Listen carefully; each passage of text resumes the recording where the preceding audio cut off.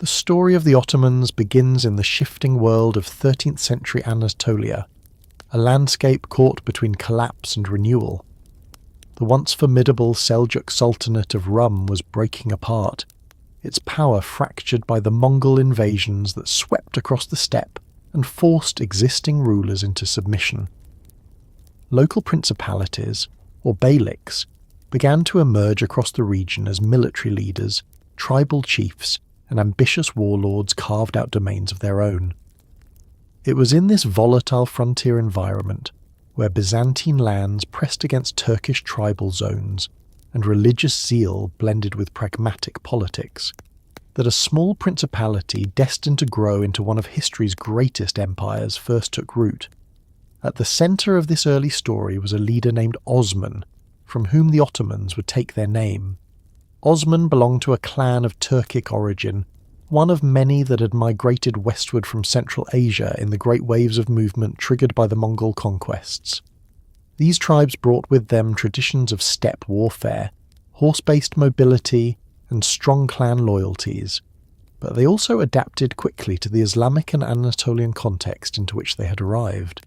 By the late 13th century, Osman had positioned himself among the most capable of the frontier beys, with followers who believed his authority was supported not only by his leadership skills but also by divine favour.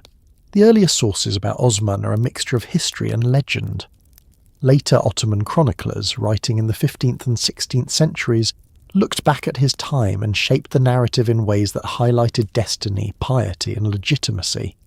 One of the most famous stories tells of a dream Osman had, in which a great tree grew from his chest, its branches stretching over vast lands, symbolising the empire that his descendants would rule. Whether or not this vision truly occurred, it reflected the retrospective understanding that what began as a modest frontier domain would transform into an imperial project that spanned continents. Even at the start, however, there was a sense among Osman's companions that they were part of something larger than a mere tribal raid. Geographically, Osman's principality was situated near the Byzantine borderlands, in a region where the great empire of Constantinople had long been losing ground. The Byzantines were no longer the power they once were. Civil wars, economic decline, and external threats had steadily chipped away at their capacity to defend their territories. Villages were abandoned, fortresses neglected, and peasants often left without reliable protection. This frontier weakness provided opportunity. For Osman and his warriors, the Byzantine lands to the west offered both resources and legitimacy. By engaging in raids and capturing territory from Christian foes, these Ghazi fighters could claim to be fulfilling the religious duty of jihad, while also enriching themselves and their households.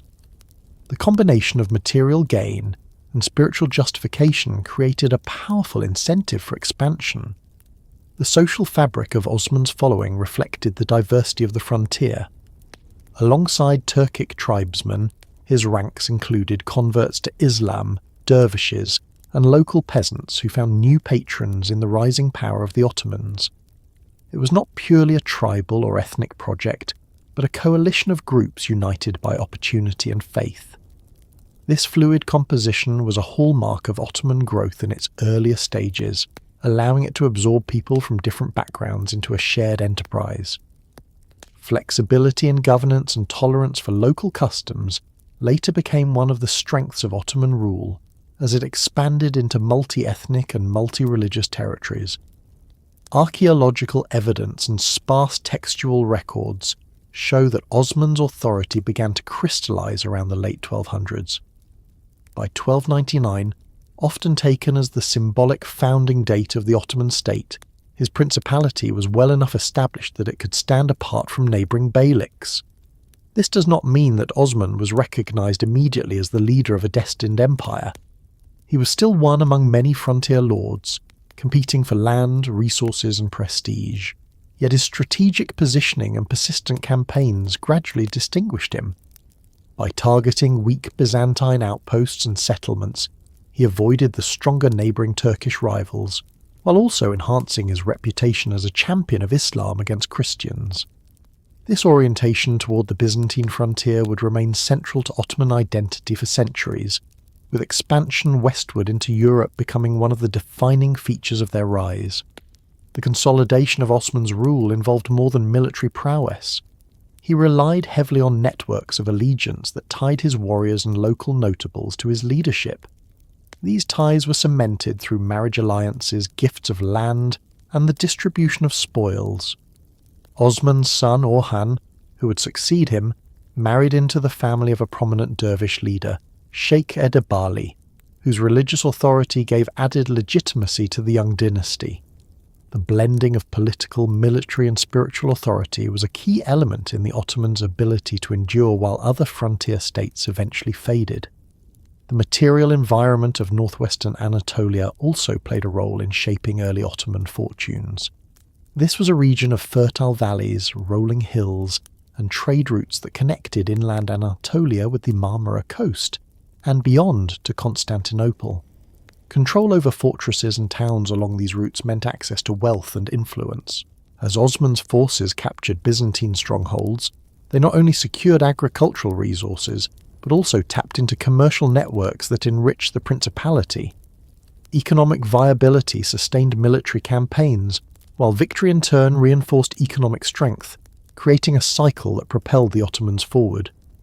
The religious dimension of the early Ottoman state cannot be overlooked.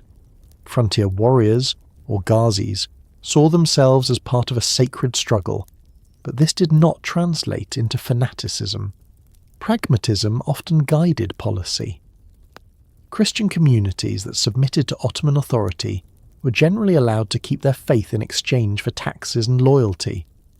This balance between religious zeal and practical governance gave the Ottomans resilience. By offering protection and stability in a time of political fragmentation, they won the support of populations who might otherwise have resisted new rulers. Over time, this combination of tolerance and firmness became an enduring hallmark of Ottoman rule. Osman's campaigns against Byzantine towns like Bilecik and Yenişehir strengthened his position. The capture of these strongholds not only expanded his territory, but also allowed him to establish administrative centres from which to organise further campaigns. Yenişehir in particular became an early capital of sorts, providing a base for governance and the coordination of military activity.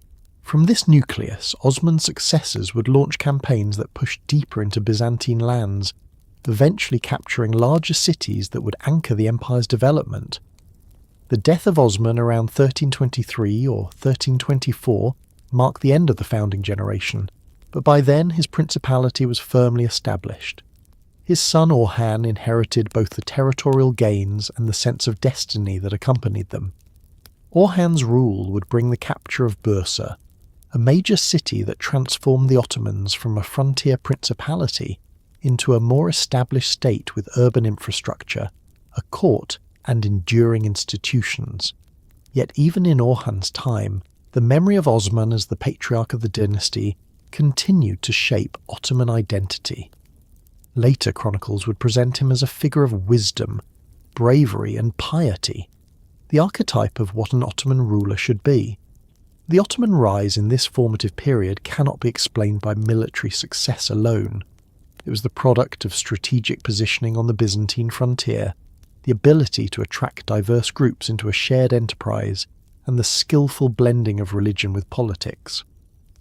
Osman's principality was not the largest nor the most powerful, but it was the most adaptable. This adaptability allowed it to absorb external shocks, expand opportunistically, and gradually eclipse its rivals. From these modest beginnings in the hills of Anatolia, a dynasty was born that would eventually control lands stretching from the Balkans to Arabia, from North Africa to the Persian frontier. As Orhan prepared to lead the Ottomans into a new era, the foundation laid by Osman ensured that his successors were not starting from scratch, but building upon a structure already oriented toward growth. The frontier world that had shaped Osman remained full of challenges and opportunities.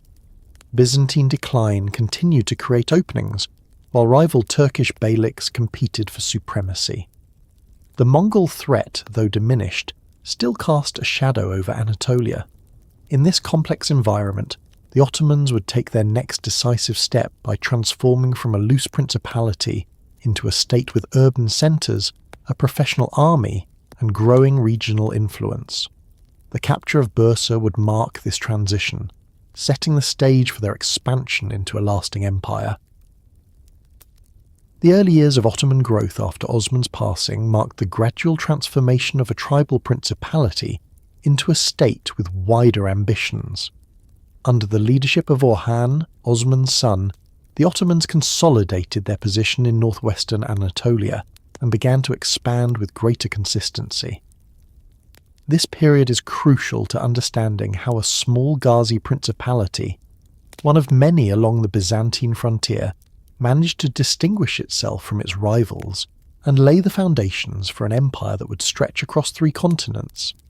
The Ottomans at this stage remained very much a frontier power, defined by constant warfare against neighbouring Christian and Muslim states. But they were also beginning to develop administrative systems, urban centres, and political institutions that gave them permanence. The balance between the warrior ethos of the Ghazis and the practical needs of state-building defined this era, and set the Ottomans on a path different from their contemporaries. Orhan's reign began in the 1320s, and one of his first major achievements was the capture of Bursa in 1326. This event signalled a turning point. Bursa was not merely another fortress or village on the Byzantine frontier.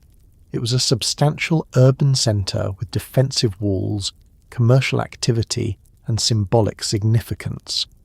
Its conquest gave the Ottomans their first real city and an enduring capital for much of the 14th century.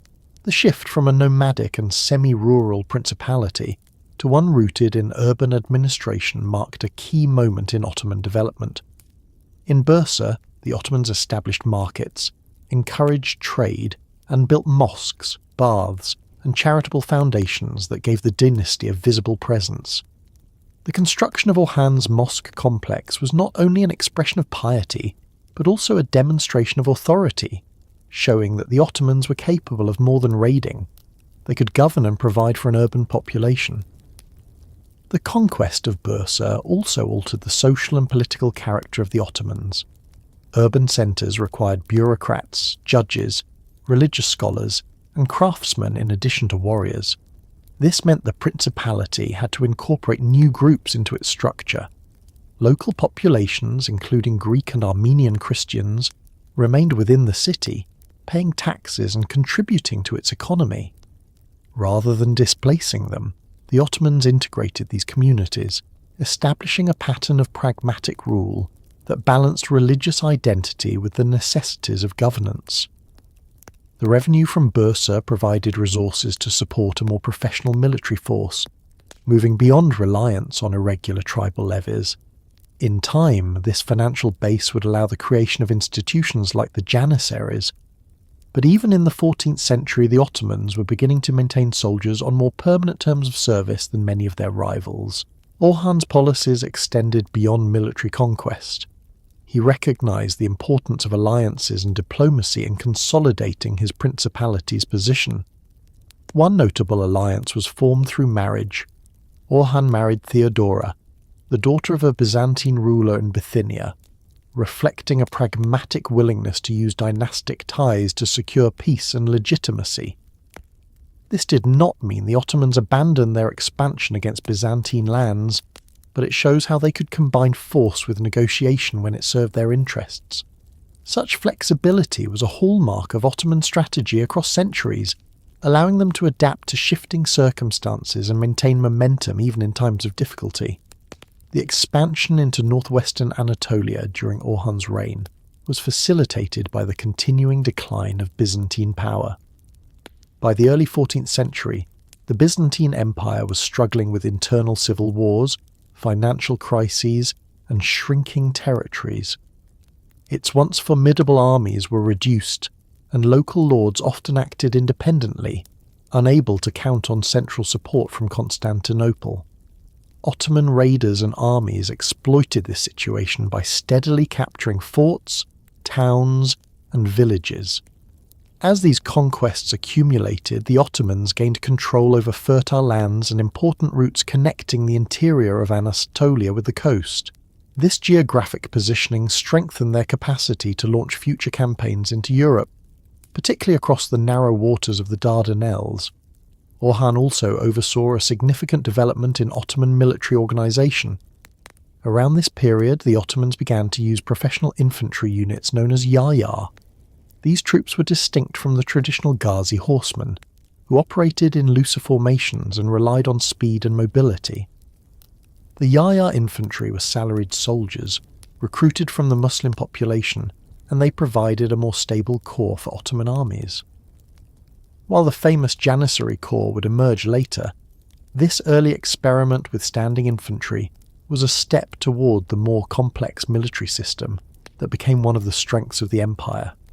It showed that the Ottomans were not content to rely solely on tribal levies, and were already innovating in ways that gave them an advantage over other beyliks.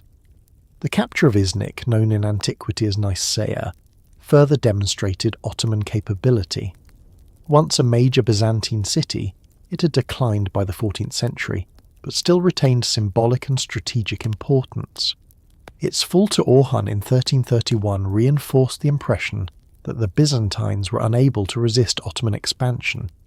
The conquest of Iznik also brought the Ottomans into possession of a city with strong Christian heritage, including churches and monasteries.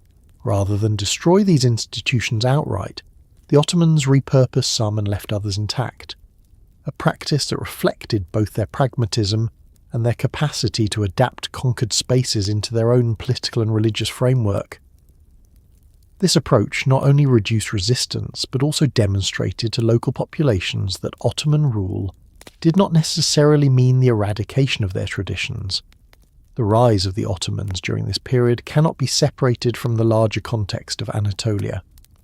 Other Turkish beyliks were also active, some of them wealthier or more powerful than the early Ottomans. The Karamanids, for example, commanded significant resources in central Anatolia, while the Germianids and Aidanids held important territories along the Aegean coast. Yet over time, the Ottomans managed to eclipse these rivals.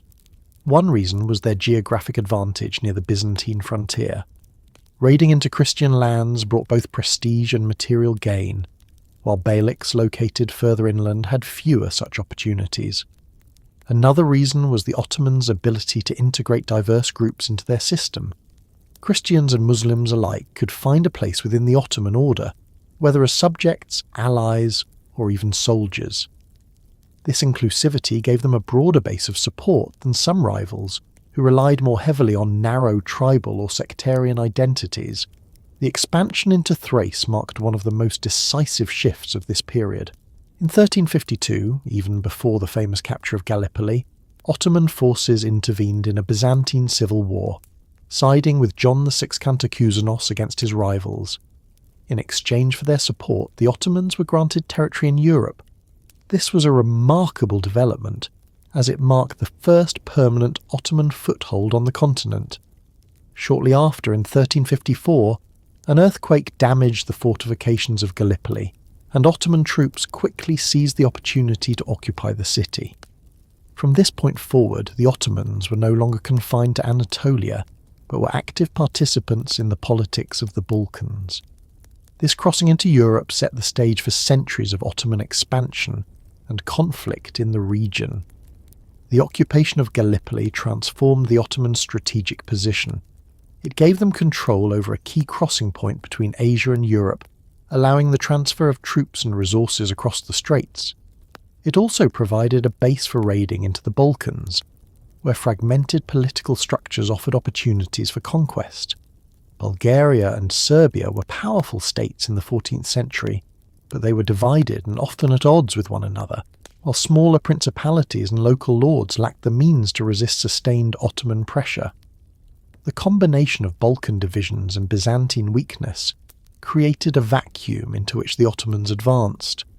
Orhan's reign also saw efforts to institutionalize Ottoman governance. He introduced coinage bearing his name, signaling sovereignty and stability. He supported religious scholars and established educational institutions, ensuring that Islamic learning and law would underpin the new state. The building of mosques, schools and hospices in Bursa and other cities created a visible Ottoman presence that reinforced legitimacy. These investments in infrastructure also made the principality more attractive to merchants and craftsmen, who in turn contributed to economic prosperity. Trade routes that crossed Anatolia benefited from Ottoman protection, and markets flourished under the security of expanding Ottoman rule.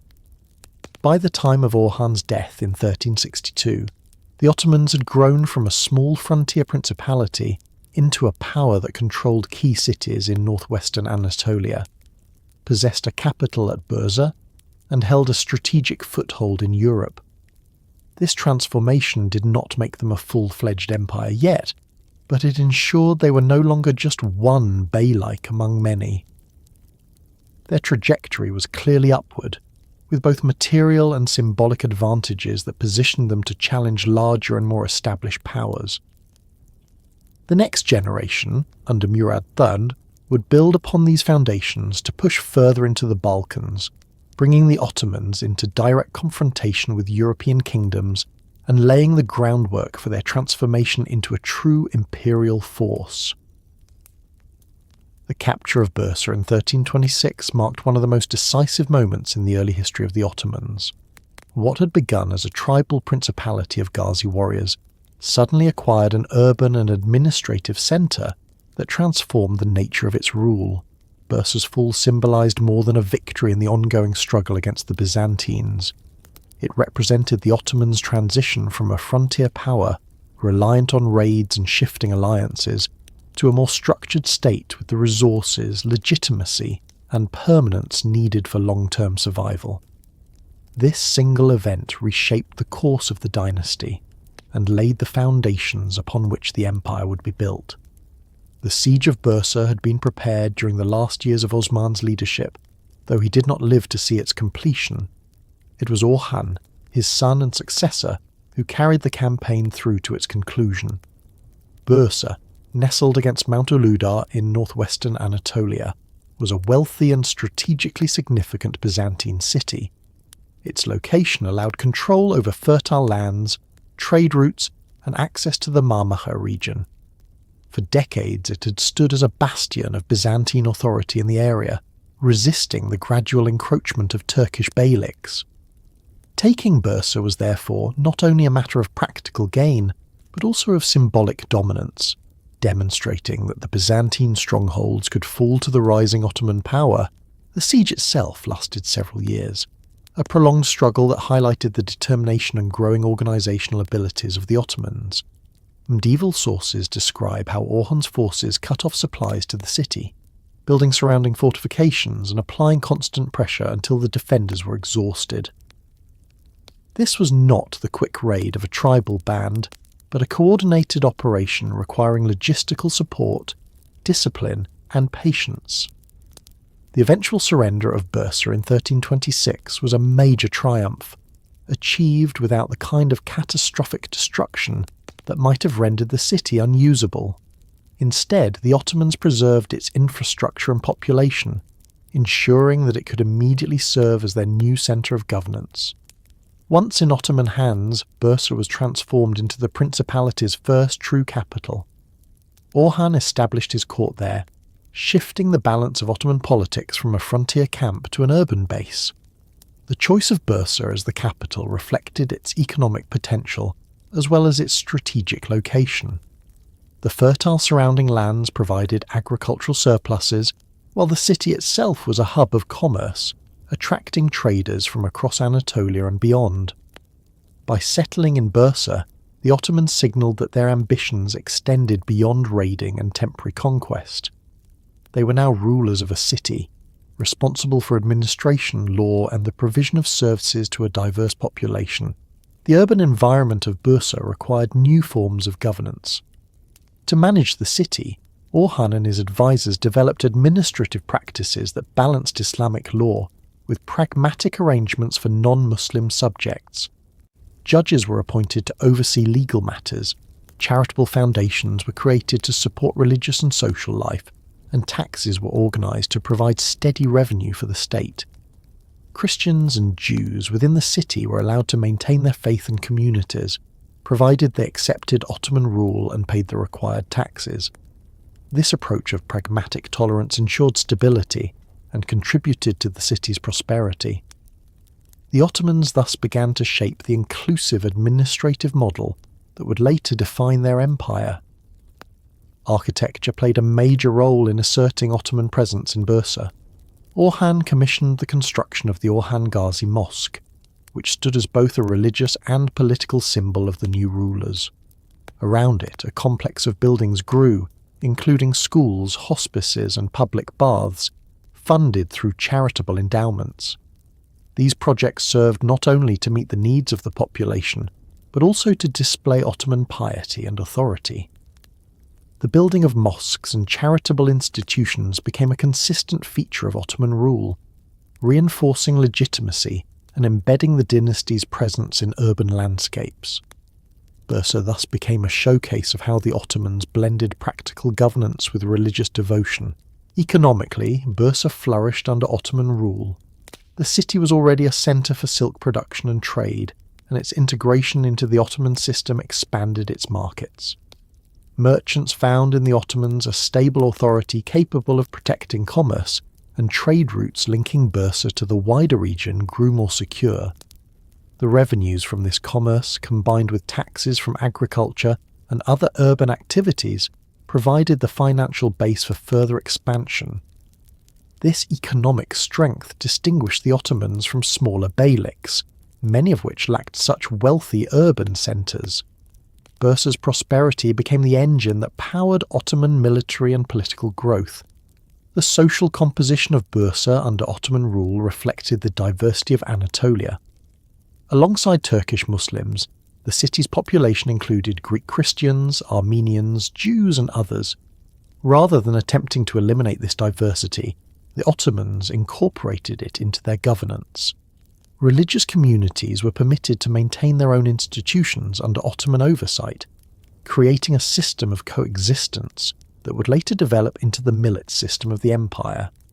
This inclusiveness not only reduced resistance but also provided the state with the skills, resources and networks of multiple groups. The foundations of Ottoman pluralism were therefore already present in the early governance of Bursa. The conquest of Bursa also reinforced the Ottomans' identity as champions of Islam on the Byzantine frontier. Orhan and his court patronised scholars, dervishes, and religious leaders who framed Ottoman victories as part of a divine mission. The support of religious figures gave legitimacy to the dynasty, linking it to the broader Islamic world. At the same time, the Ottomans' willingness to integrate non-Muslim populations demonstrated a pragmatic balance between ideology and governance. This combination of religious legitimacy and practical tolerance became one of the pillars of Ottoman rule across centuries. With Bursa as their base, the Ottomans were able to organise further campaigns into both Anatolia and Europe. The city's resources supported the maintenance of standing infantry and cavalry units, giving the dynasty a military edge over rivals. Its geographic position allowed quick access to the Byzantine-held cities of Iznik and Nicomedia, both of which would fall to Ottoman forces in the years that followed. From Bursa, the Ottomans looked westward across the Marmara and toward the Balkans, where fractured politics offered new opportunities for expansion. The capture of the city was thus not an end in itself, but a beginning, a platform from which greater ambitions could be pursued. The memory of Bursa's conquest held enduring significance within Ottoman tradition. Later chronicles celebrated it as the moment when the dynasty truly became a state, moving beyond tribal politics into the realm of established governance. The city remained the Ottoman capital until the conquest of Edirne in the mid-14th century, and continued to be a vital centre of commerce, culture and religion throughout the empire's history.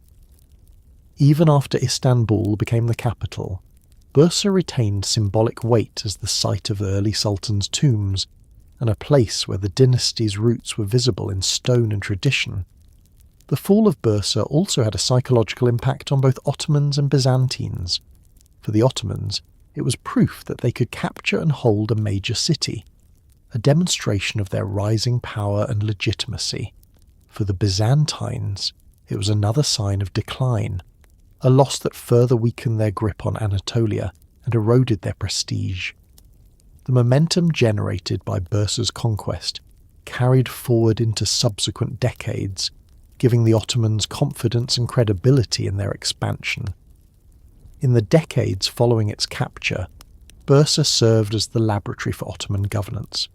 Institutions tested there, such as systems of taxation, administration of justice, and charitable foundations, were refined and expanded as the empire grew.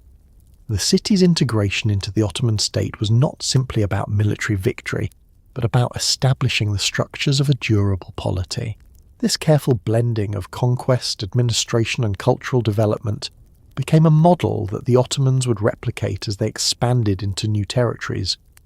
By establishing their capital in Bursa, the Ottomans anchored their power in a city that embodied both their frontier origins and their imperial aspirations.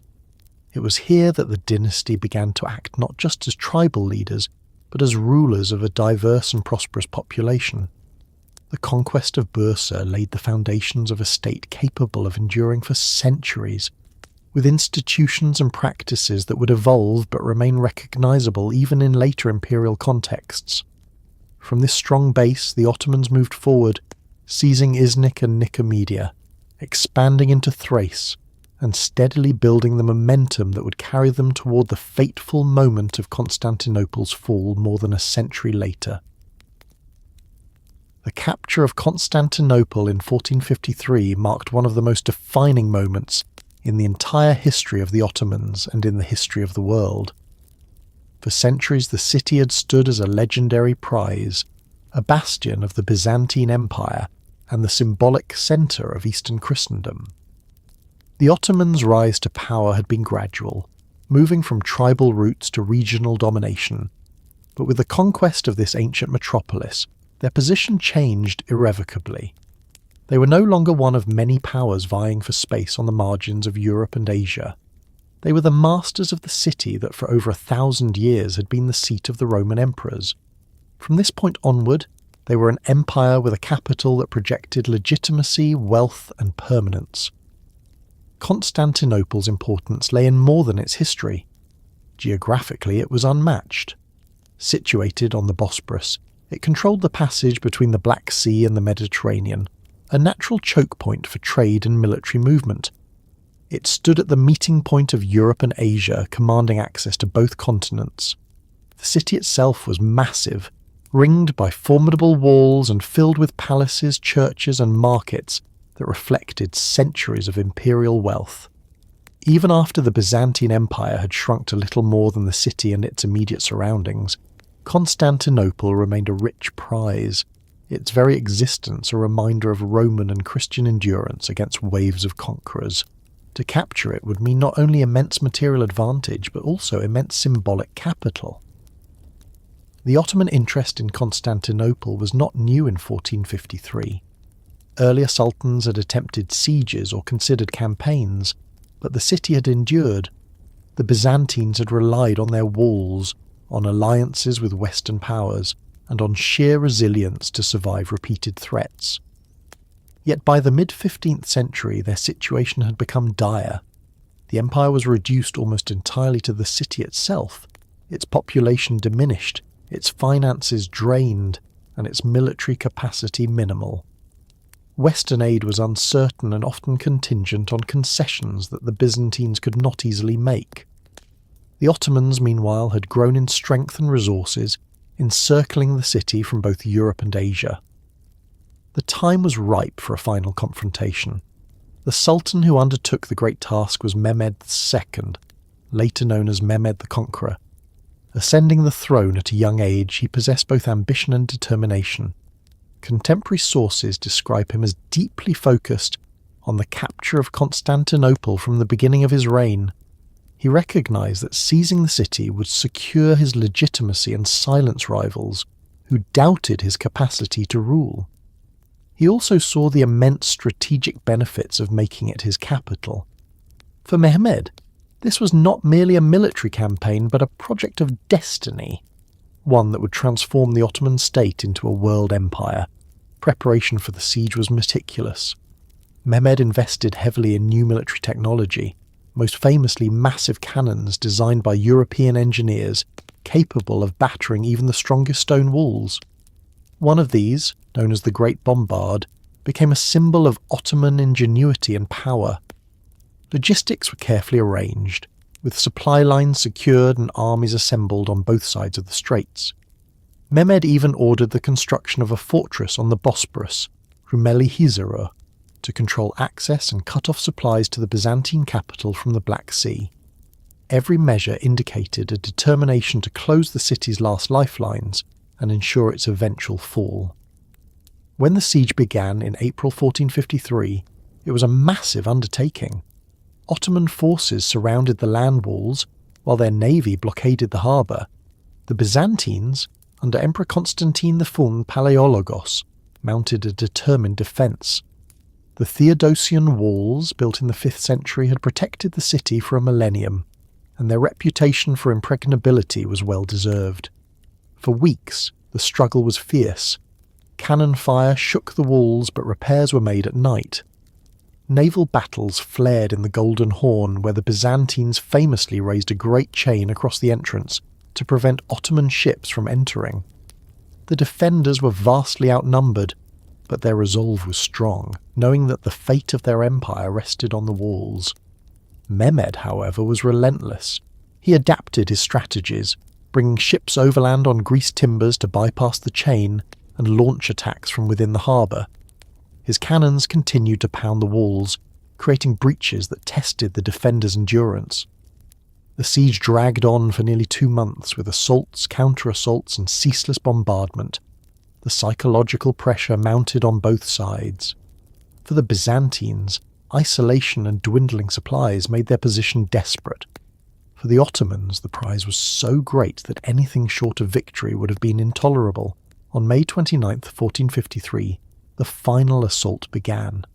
Ottoman troops surged against the battered walls in waves, Janissaries leading the attack with disciplined ferocity.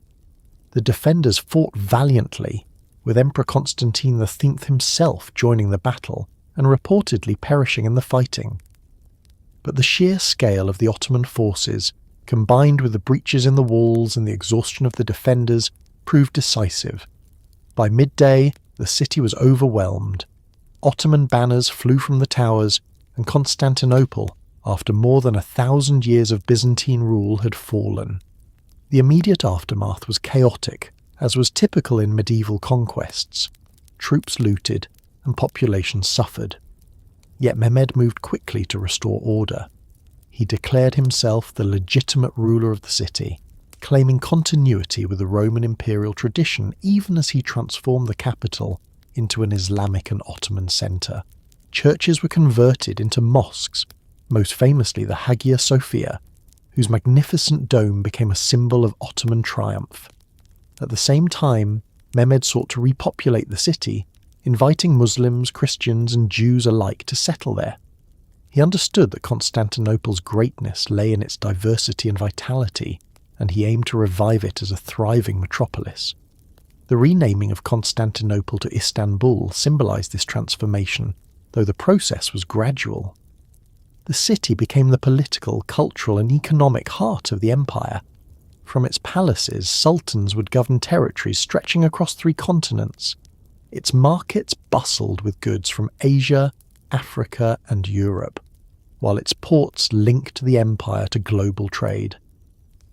Istanbul became not only the seat of Ottoman power, but also a magnet for artists, scholars and architects who shaped its skyline with mosques, schools and baths.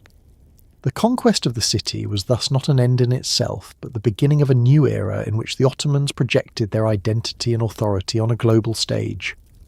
For the wider world, the fall of Constantinople carried enormous significance. In Europe, it was seen as a catastrophe, the final end of the Eastern Roman Empire and a dramatic expansion of Ottoman power into the Christian world. Refugees fled westward, carrying with them manuscripts, knowledge and skills that contributed to the intellectual ferment of the Renaissance. The closing of traditional land routes to Asia spurred European exploration by sea, leading eventually to voyages that connected Europe to the Americas and beyond. In this sense, the fall of Constantinople reshaped not only the Ottoman Empire, but the entire course of world history. Mehmed II emerged from the conquest as a figure of immense stature. His title, the Conqueror, reflected not only his success in taking the city, but also his broader vision of imperial rule. He reorganized administration, strengthened military institutions, and patronized culture and scholarship. His reign saw the consolidation of Istanbul as the empire's heart and the expansion of Ottoman influence across the Balkans and into Anatolia. The empire that he shaped was far more than a continuation of a Ghazi principality. It was a universal state claiming the legacy of Rome, the mantle of Islam, and the resources of 3 continents. The fall of Constantinople marked a decisive turning point in the story of the Ottomans. What had begun with Osman on the frontier of Anatolia and expanded through Orhan and Murad in the Balkans now reached a new stage with a capital that symbolized permanence and grandeur. From Istanbul, the Ottomans looked outward with confidence, secure in the knowledge that they held one of the greatest cities in the world.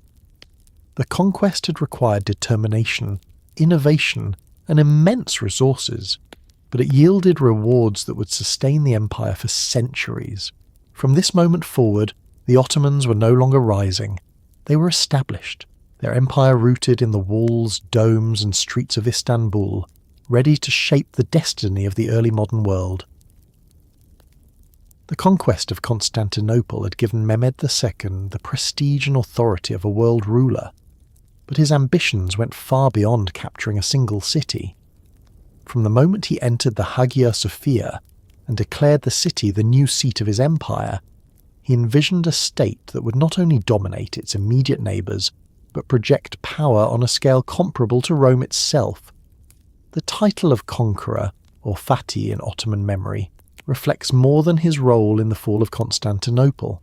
It captures his wider project of creating an imperial system rooted in permanence, centralization, and cultural achievement. Mehmed's reign from 1451 to 1481 was transformative, establishing institutions, expanding territories, and defining the image of the Sultan as both warrior and statesman. One of Mehmed's first priorities after 1453 was to reshape Istanbul into a true capital. The city had been battered by decades of decline, and by the siege itself, and its population had dwindled. Mehmed recognized that for the Ottomans to present themselves as heirs to both Islamic and Roman traditions, the city had to flourish once more. He launched a series of policies to repopulate it, forcibly relocating communities from across the empire. Muslims, Christians, and Jews alike were settled in different quarters, ensuring a diverse and vibrant urban society. Craftsmen, merchants, and scholars were invited or compelled to come, revitalizing commerce and learning. This repopulation effort was not only practical but symbolic, demonstrating that Istanbul was to be a universal city, the beating heart of an empire that transcended boundaries of religion and culture. Architecture became one of the clearest expressions of Mehmed's vision. While the Hagia Sophia remained the empire's central mosque, he initiated new building projects that asserted Ottoman identity. The most notable was the construction of the Fatih Mosque, a monumental complex that included not only a grand place of worship, but also schools, libraries, hospitals, and hospices. This complex represented the synthesis of religion, education, and social welfare that became characteristic of Ottoman urban design. By building on the scale of the great monuments of Byzantium, Mehmed signalled that the Ottomans had inherited and surpassed the legacies of the past. Istanbul's skyline, increasingly marked by domes and minarets, reflected the new imperial order he was creating. Mehmed's imperial vision was not confined to Istanbul. He sought to expand the empire's borders to secure its position as the dominant power in both Europe and Asia. In the Balkans, he pursued campaigns against Serbia, Bosnia, and Albania, bringing these regions under Ottoman control or into vassalage.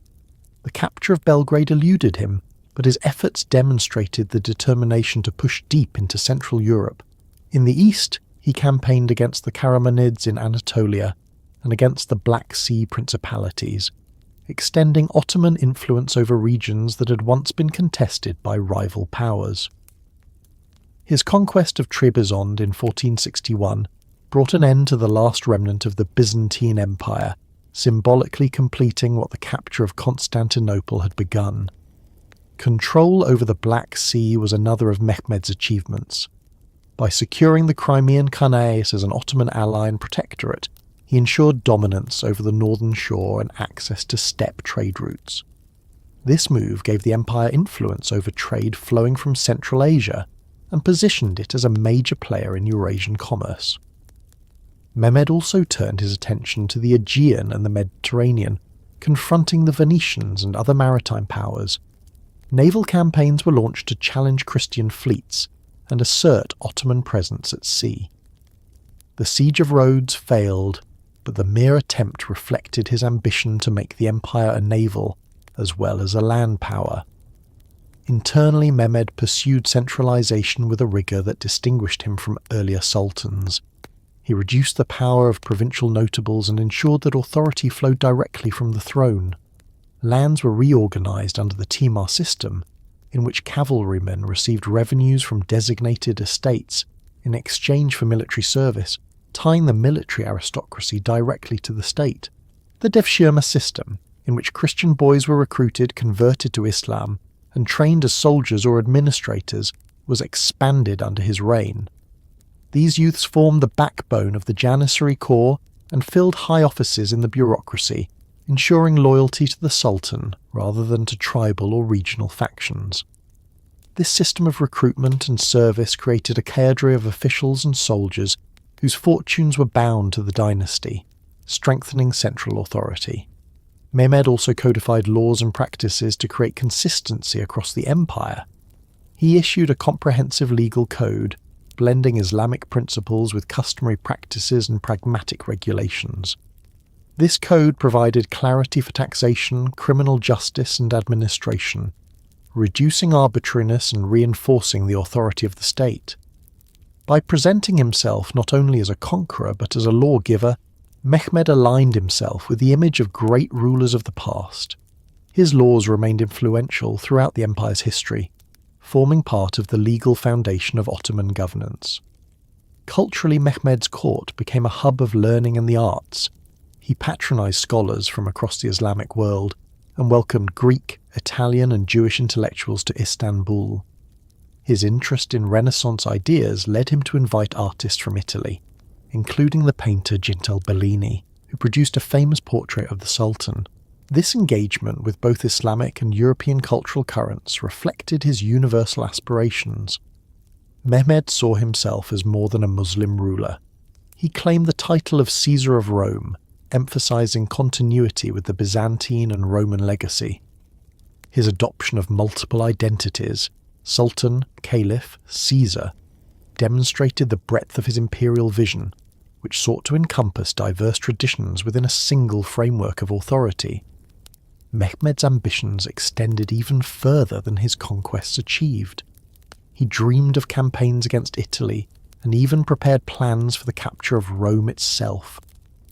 Ottoman fleets raided the Italian coast, and the threat of invasion loomed over the Papal States. Though these plans were never realised, they reveal the scale of his vision. For Mehmed, the conquest of Constantinople was not the culmination, but the beginning of a wider project to establish the Ottomans as rulers of a truly universal empire.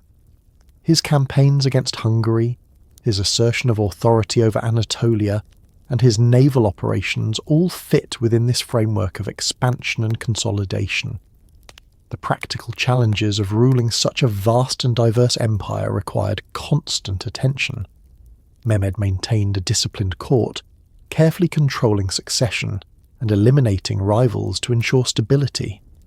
His rule was often ruthless, as seen in his treatment of dissenting princes and rebellious populations, yet this ruthlessness served his purpose of preventing fragmentation and securing the dynasty's continuity. The empire he left to his successors was stronger, more centralised, and more confident than it had been when he ascended the throne. Mehmed II died in 1481 while preparing yet another campaign, this time directed towards southern Italy. His death marked the end of an era, but not the end of his vision. His successors inherited an empire that had been transformed from a regional power into a global one, with a capital at Istanbul that symbolized continuity with ancient Rome and dominance in the Islamic world. The laws, institutions, and cultural achievements of his reign provided a framework that endured for centuries. He was remembered not only as the conqueror of Constantinople, but as the architect of the Ottoman Empire's imperial identity. The reign of Mehmed the Conqueror thus stands as a turning point in the story of the Ottomans. From the fall of Constantinople to the codification of laws, from campaigns across the Balkans to the patronage of Renaissance art, his achievements reflected a vision that was expansive, ambitious, and deeply influential. The Ottomans under his rule ceased to be a rising power and became an empire in the fullest sense, commanding attention from Venice to Cairo, from Hungary to Persia. With Mehmed, the dynasty found its imperial voice, a voice that would resonate through the reigns of his successors as they carried forward his project of expansion and governance. His legacy was not confined to a single conquest, but was woven into the very fabric of Ottoman rule, ensuring that his name would be remembered as one of the greatest figures in the empire's long history. The death of Mehmed the Conqueror in 1481 brought a new stage in the history of the Ottomans, one that contrasted with the restless energy and aggressive ambition of his reign. His son, Bayezid II, inherited an empire that had been expanded across the Balkans, Anatolia, and the Black Sea, with its capital firmly anchored at Istanbul. Yet this inheritance also carried challenges. Mehmed's centralization had strengthened the Sultanate, but it had also created resentment among various groups. Rival claimants to the throne, dissatisfied nobles, and external enemies all threatened to destabilize the empire at the very moment of succession. Bayezid's reign, which lasted until 1512, became an era of consolidation, a time when expansion slowed and internal stability became the priority. His rule emphasized order, continuity, and piety, establishing a steady foundation that preserved the gains of his father and allowed later sultans to pursue new directions. The succession itself was contested. Bayezid faced rivalry from his brother Cem, who gathered supporters and challenged him for the throne. Their struggle exposed the fragility that could arise when the system of succession remained unresolved, with multiple princes competing for power. Cem secured initial victories, even gaining support from elements within Anatolia, but Bayezid's political skill and broader base of support allowed him to prevail. Cem eventually fled and, in a twist that revealed the international entanglements of the Ottoman dynasty, found refuge with the Knights Hospitaller and later in the custody of European powers. His presence in Europe became a bargaining tool, with rival states occasionally using him as leverage against Bayezid. The episode highlighted both the importance of dynastic unity and the vulnerability of the Ottomans to manipulation from outside. For Bayezid, however, the resolution of the conflicts ensured his uncontested rule and allowed him to focus on internal governance. Once secure on the throne, Bayezid II adopted a more restrained policy compared to his father. Where Mehmed had pursued relentless conquest, Bayezid concentrated on securing borders and consolidating internal administration. He did not abandon expansion entirely. Campaigns continued in the Balkans, and Ottoman forces fought against Venice in a war that concluded in 1503 with territorial gains along the Adriatic. Yet his approach was cautious, avoiding risky ventures that might overextend the empire. This moderation reflected his priorities, ensuring stability, maintaining revenues, and fostering the conditions for long-term endurance. In many ways, Bayezid's reign was less dramatic than his father's, but it was essential in stabilizing the empire during a critical transition. Religious devotion was a hallmark of Bayezid's rule. Known as Bayezid the Pious, he cultivated the image of a just and God-fearing ruler. He patronized religious scholars, built mosques, and supported charitable foundations across the empire. His concern for religious orthodoxy shaped policies that emphasized Islamic identity within the Ottoman system, even as the pragmatic toleration of non-Muslim communities continued. His piety also influenced his cautious foreign policy, as he preferred to present himself as a guardian of order rather than an aggressive conqueror. This religious orientation resonated with many of his subjects, strengthening his legitimacy among the Muslim population. One of Bayezid's most notable policies was his response to the expulsion of Jews from Spain in 1492. When Ferdinand and Isabella of Spain expelled their Jewish population after the Reconquista, Bayezid welcomed thousands of refugees into Ottoman lands. Ships were sent to transport them safely, and they were settled in cities such as Istanbul, Salonika, and Izmir. The arrival of these communities enriched the empire culturally and economically. They brought skills in trade, crafts, and finance, contributing to the vibrancy of Ottoman urban life. Bayezid is remembered for remarking that the Spanish monarchs had impoverished their realm while enriching his by driving out such valuable subjects. This policy exemplified the pragmatic inclusiveness of the empire and demonstrated how Ottoman rulers could turn global events to their advantage. Internally, Bayezid sought to consolidate the administrative and fiscal structures established by his father. The Timar system continued to provide revenues for cavalry forces, while the Devshirme system ensured a steady supply of loyal administrators and Janissaries. Bayezid focused on maintaining balance among the various groups within the empire: the military elite, the religious scholars, the bureaucrats, and the provincial notables. His reign did not see major reforms, but his careful management prevented serious unrest. Stability, rather than innovation, defined his approach.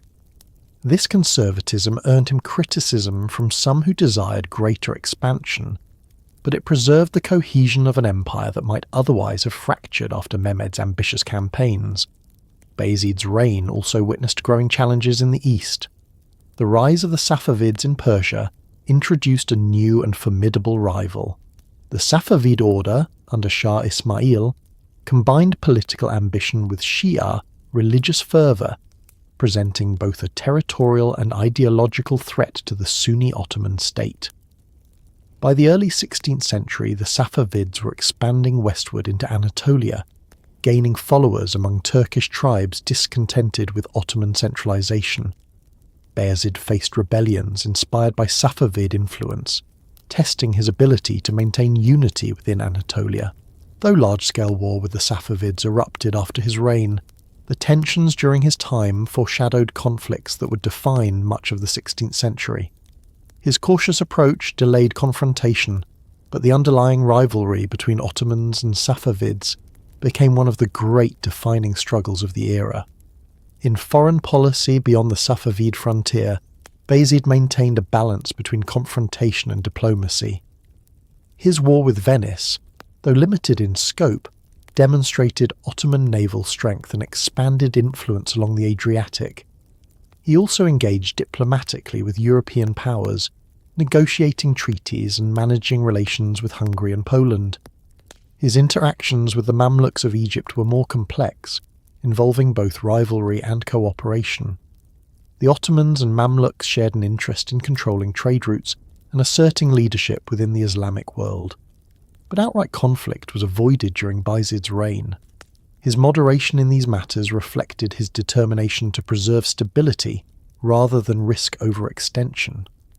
Culturally, Bayezid's reign was marked by continued patronage of the arts and scholarship. Istanbul grew as a centre of learning, with scholars drawn from across the Islamic world.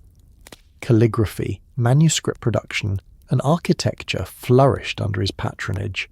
He commissioned the Bayezid Mosque in Istanbul, a striking example of Ottoman architectural development.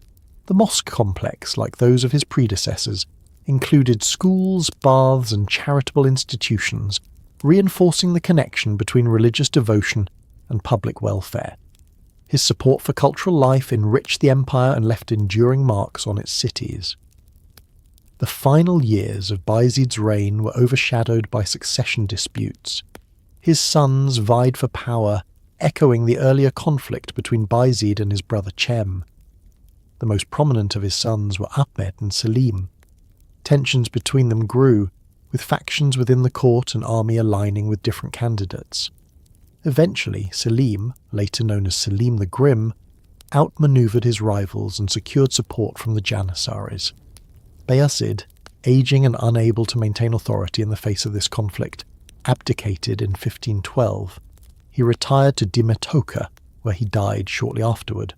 His departure was relatively peaceful, especially compared to other Ottoman successions, reflecting his cautious and conciliatory nature.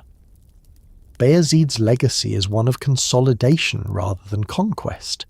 He preserved the empire's stability after the ambitious and often disruptive reign of Mehmed the Conqueror. His policies emphasized piety, order, and inclusiveness, strengthening the legitimacy of the dynasty while maintaining the structures that supported Ottoman power. He faced challenges from internal rivals, external enemies, and emerging ideological threats, but his moderation allowed the empire to endure and adapt. Though his reign lacked the dramatic conquests of his father or his son, it provided a crucial period of continuity, ensuring that the empire entered the 16th century intact and ready for the dramatic transformations that would follow under Selim and Suleiman. When Bayezid left the throne, the empire was larger, wealthier, and more stable than when he had inherited it. Istanbul had continued to flourish as a capital, trade had expanded, and cultural life had grown. The dynasty was secure, though succession struggles revealed the ongoing tensions of hereditary rule without fixed principles. Bayezid's careful governance laid the foundation for the more aggressive policies of his son Selim, who would carry the Ottomans into a new phase of conquest. Without Bayezid's consolidation, the empire might have fragmented after Mehmed's ambitious projects. Instead, it remained whole, prepared to advance into its most celebrated era under rulers who built upon the steady groundwork he had provided. When Bayezid II abdicated in 1512, the empire passed into the hands of his son Selim, remembered in history as Selim the Grim. His reign, though comparatively short, lasting only 8 years until 1520, reshaped the very identity of the Ottoman state. Where his father had been a ruler of moderation and piety, devoted to consolidation and internal balance, Selim was a ruler of uncompromising ambition and ruthless determination. He directed the power of the empire outward with a ferocity that stunned contemporaries, extending Ottoman rule deep into the Middle East and redefining the dynasty's position in the Islamic world.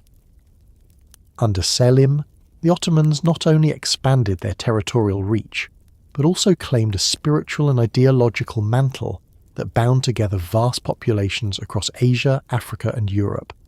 Selim's rise to power was itself a reflection of his ruthless nature. In the succession struggles that followed Bayezid's decline, Selim outmaneuvered his brothers and eliminated rivals with determination that left no question of his authority. Contemporary accounts emphasize his severity, noting that he tolerated no challenge to his rule. While this harshness earned him the epithet the Grim, it also ensured that the throne passed into his hands without prolonged civil war.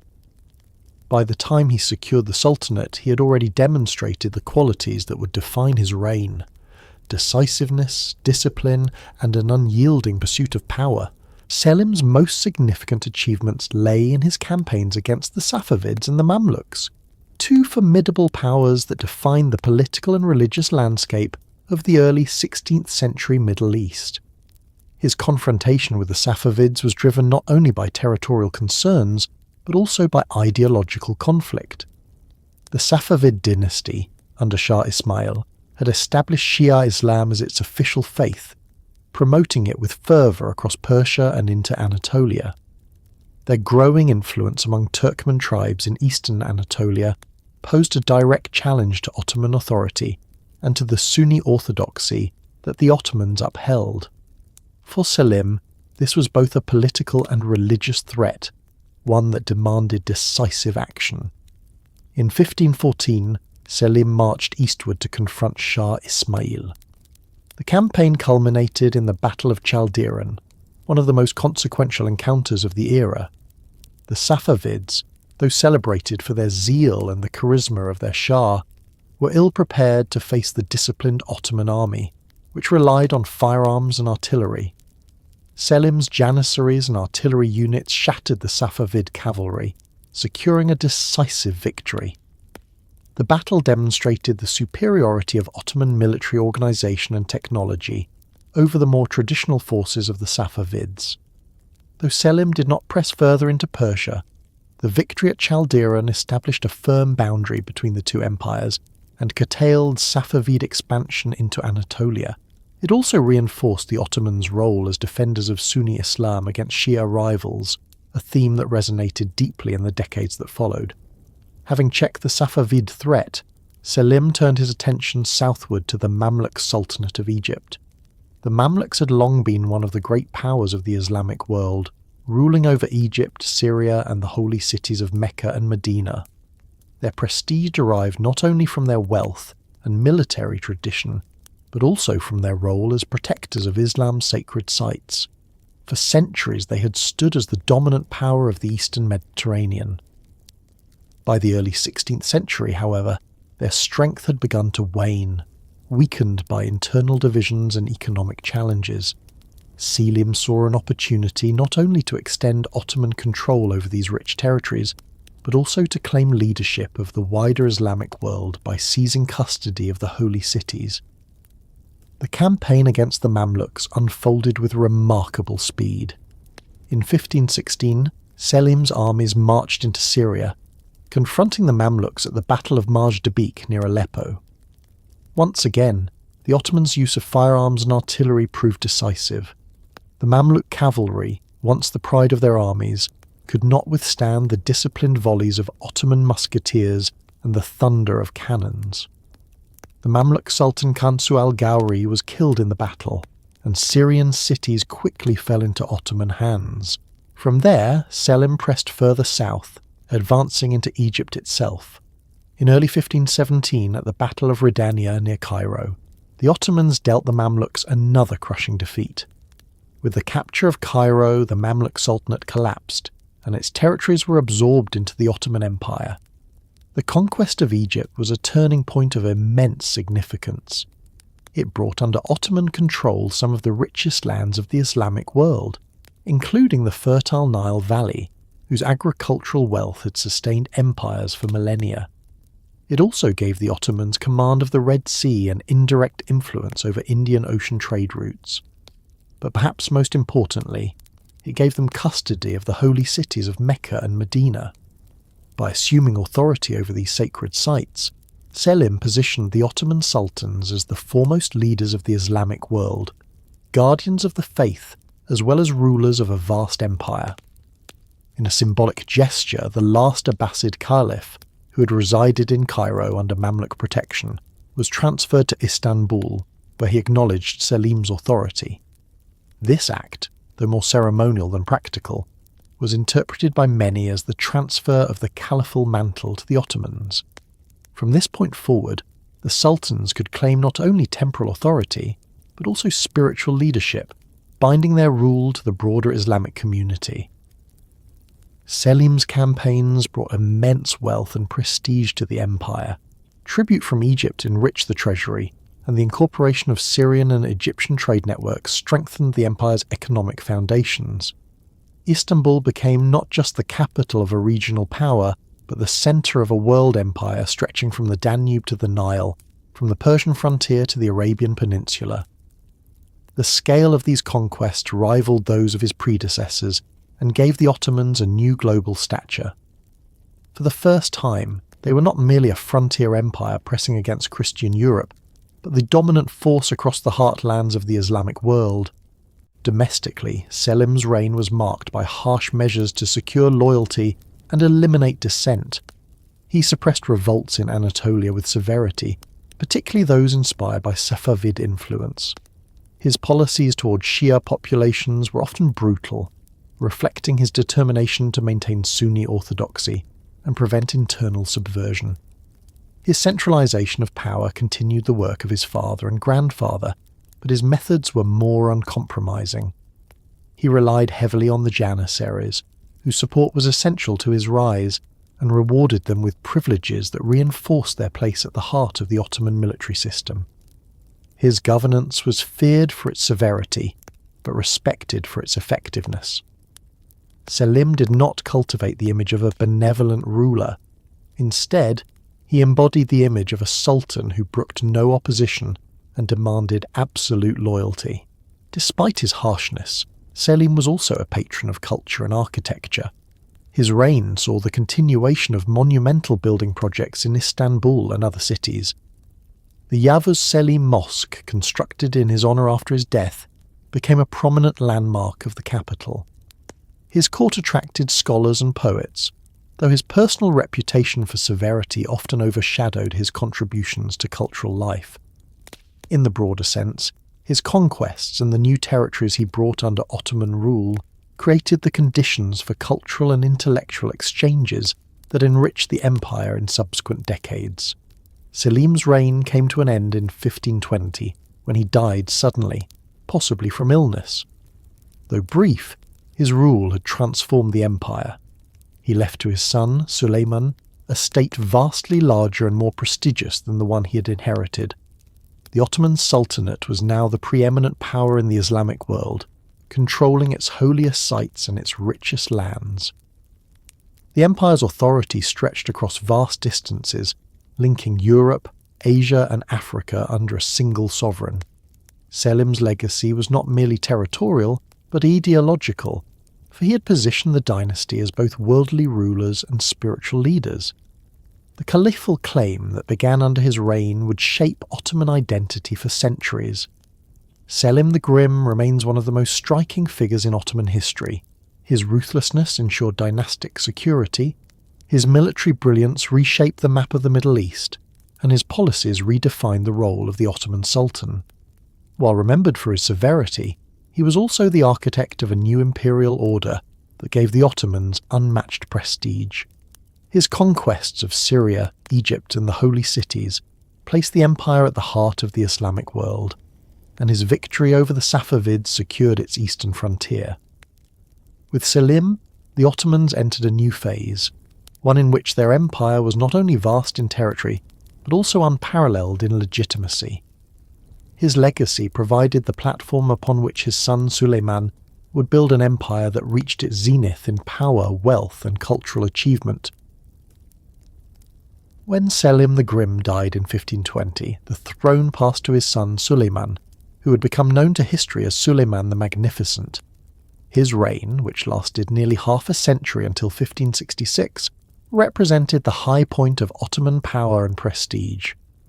Under his leadership, the empire reached its greatest territorial extent, its institutions matured into durable forms, and its cultural life flourished in ways that left an enduring mark on world history. Suleiman embodied the combination of warrior, lawgiver and patron that made him not only the most celebrated of Ottoman sultans, but also one of the most remarkable rulers of the 16th century. His era came to symbolize the strength, wealth, and grandeur of the Ottoman Empire at its zenith. Suleiman's inheritance was formidable. From his father Selim, he received an empire that dominated the Middle East, controlled Egypt and the Holy Cities, and stood as the leading Sunni power against the Shia Safavids. In Europe, the Ottomans had already extended into the Balkans, with Serbia, Bosnia and much of Hungary within their reach. The empire's position was stronger than ever, but it also faced challenges. Christian Europe sought to resist Ottoman expansion. The Safavids remained a rival in the east, and the vast territories required careful governance to prevent fragmentation. Suleiman entered this world as a young ruler of 26, determined to secure his dynasty's place as a universal empire. From the outset of his reign, Suleiman demonstrated his capacity as a military leader. His first campaigns were directed toward Hungary, where he sought to expand Ottoman influence further into Central Europe. In 1521 he captured Belgrade, a fortress city long seen as a key bulwark of Christendom. The fall of Belgrade sent shockwaves through Europe, signalling that the Ottomans intended to push deeper into the continent.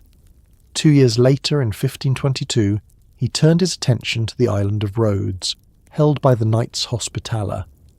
After a determined siege, the island surrendered, removing a significant obstacle to Ottoman control of the eastern Mediterranean.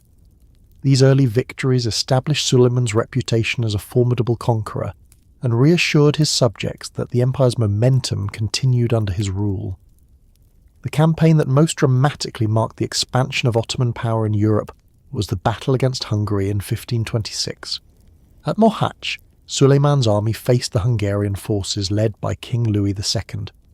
The Ottomans, with their disciplined Janissaries and powerful artillery, crushed the Hungarian army in a battle that lasted only a few hours.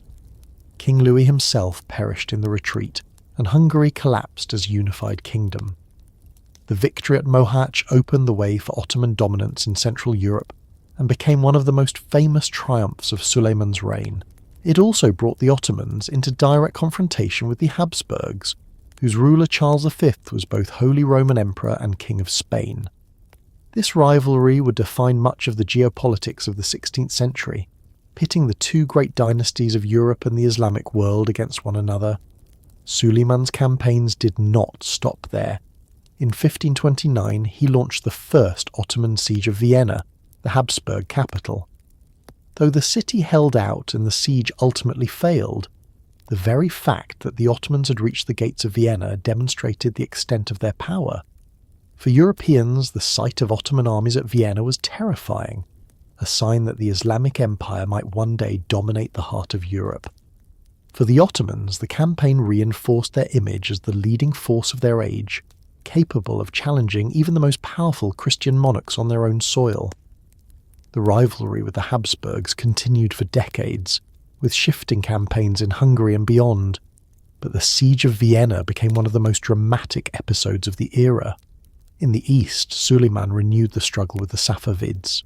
Campaigns in the 1530s secured Ottoman control over much of Mesopotamia, including Baghdad, bringing the Shia holy cities of Najaf and Karbala under Ottoman authority. These victories not only expanded the empire's territory, but also reinforced its role as the leading Sunni power. By controlling Baghdad and the Iraqi plains, the Ottomans also secured a strategic position that linked their holdings in Anatolia with their new possessions in Syria and Egypt. The eastern campaigns, though less dramatic than the battles in Europe, were crucial for the empire's cohesion and its religious identity. Naval power also reached new heights under Suleiman. His admiral Hayreddin Barbarossa, a corsair turned Ottoman commander, transformed the empire into a dominant maritime force in the Mediterranean. In 1538, at the Battle of Preveza, Barbarossa defeated a Christian coalition fleet, securing Ottoman supremacy in the eastern Mediterranean for decades.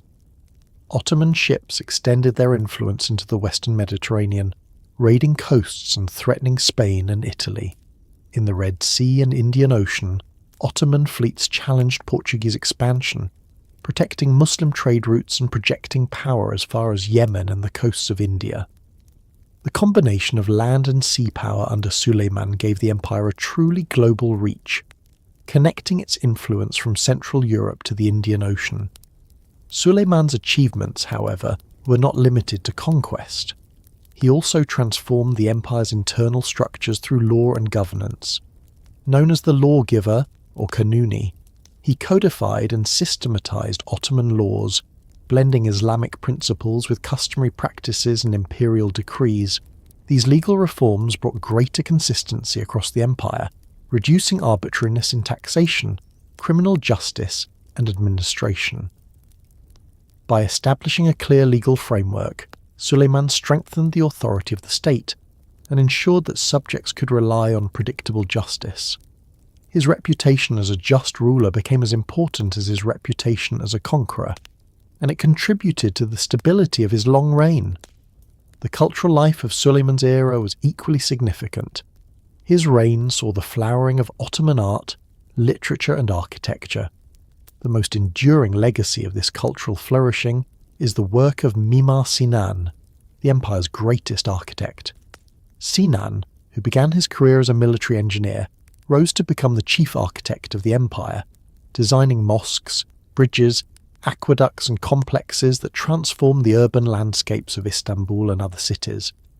His masterpieces, such as the Süleymaniye Mosque in Istanbul and the Selimiye Mosque in Edirne, remain iconic symbols of Ottoman grandeur.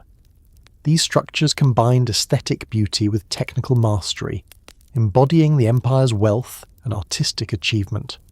Patronage of poetry, calligraphy, and the decorative arts also flourished, making Suleiman's court a centre of cultural brilliance. Suleiman's personal life intertwined with politics in ways that fascinated contemporaries and later historians. His marriage to Hürrem Sultan, also known as Roxolana, was unusual in Ottoman tradition, where sultans rarely married formally.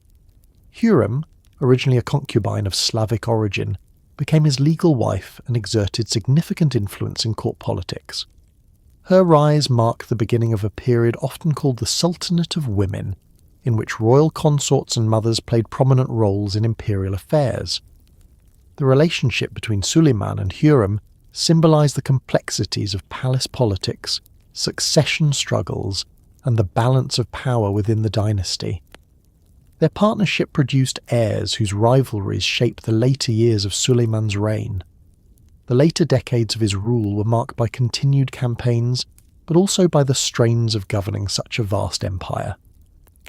The wars with the Habsburgs dragged on in Hungary, with no decisive resolution. In the east, conflicts with the Safavids persisted, though frontiers were eventually stabilised. Within the empire, succession struggles among Suleiman's sons created tension. The tragic execution of his son Mustafa, a popular and capable prince, revealed the harsh realities of dynastic politics, where suspicion and rivalry often led to bloodshed. Despite these tensions, Suleiman maintained control until his death in 1566, during yet another campaign in Hungary. His passing marked the end of an era, but the empire he left behind was at its height, admired and feared across the world. Suleiman's reign represents the zenith of Ottoman power. His armies marched from Vienna to Baghdad, his fleet sailed from Gibraltar to the Indian Ocean, and his laws provided a framework of order for millions of subjects across 3 continents.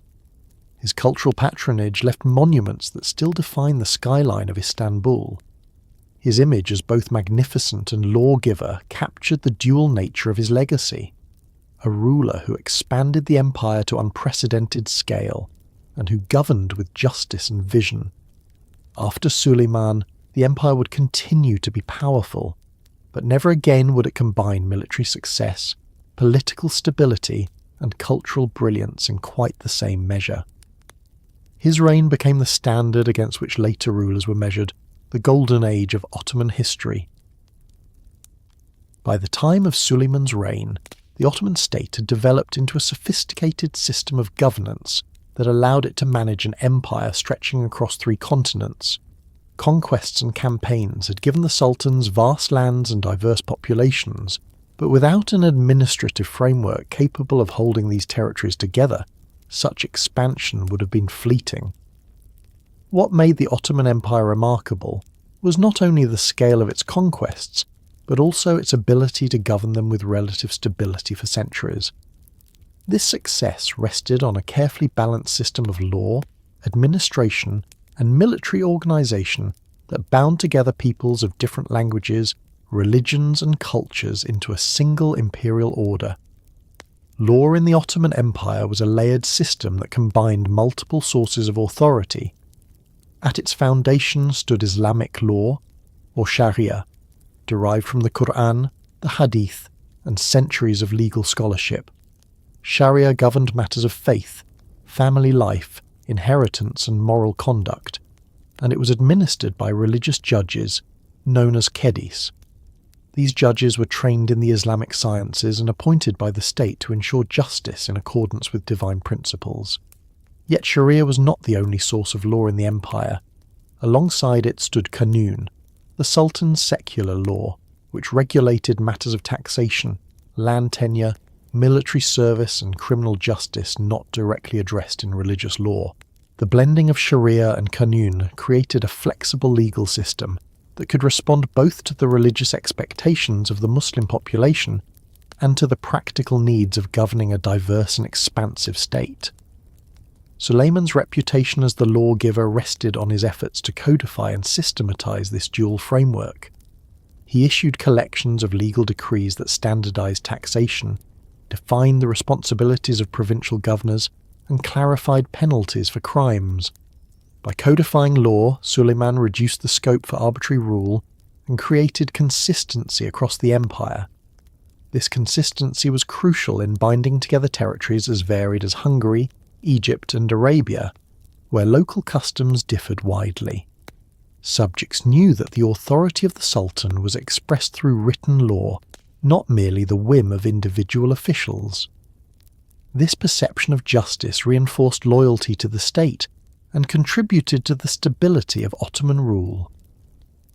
Administration of the empire was organised through a hierarchical system that radiated outward from the Sultan in Istanbul. At the centre stood the imperial court, with the Sultan as the supreme authority. Yet the daily operation of the empire required delegation. The most important official under the Sultan was the Grand Vizier, who headed the imperial council and oversaw the machinery of government. The viziers, drawn from the ranks of experienced statesmen, managed military campaigns, diplomacy, and the administration of provinces. The imperial council met regularly in the Topkapi Palace, deliberating on matters of state under the Sultan's watchful eye. This structure ensured both central control and administrative efficiency, allowing decisions made in Istanbul to be implemented across thousands of miles. The empire was divided into provinces, each governed by a Beylerbey or governor-general appointed by the Sultan. These governors commanded military forces, collected taxes, and enforced law in their jurisdictions. Below them were smaller districts administered by Sancak Beys, who managed local affairs. This provincial hierarchy ensured that authority extended to the farthest corners of the empire, while remaining accountable to the centre. The governors were often rotated or reassigned to prevent the development of independent power bases, ensuring their loyalty remained tied to the Sultan. This system balanced central authority with local governance, allowing flexibility without compromising unity. The Ottoman system of land tenure was another key feature of administration. Conquered lands were not granted outright to nobles as private property, as in many European states, but were instead organised under the timar system. In this arrangement, land was assigned to cavalrymen, known as sipahis, who collected revenues from peasants in exchange for providing military service. The peasants remained tied to the land, paying taxes and labouring in agriculture, while the sipahis ensured local order and supplied soldiers for the army. This system integrated military service into the structure of landholding, reducing the need for a separate aristocracy with independent estates. The land ultimately remained under the authority of the Sultan, reinforcing his role as the ultimate source of power.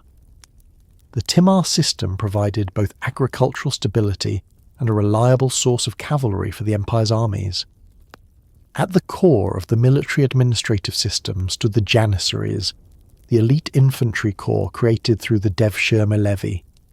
Under this system, Christian boys from the Balkans were recruited, converted to Islam, and trained in military or administrative service.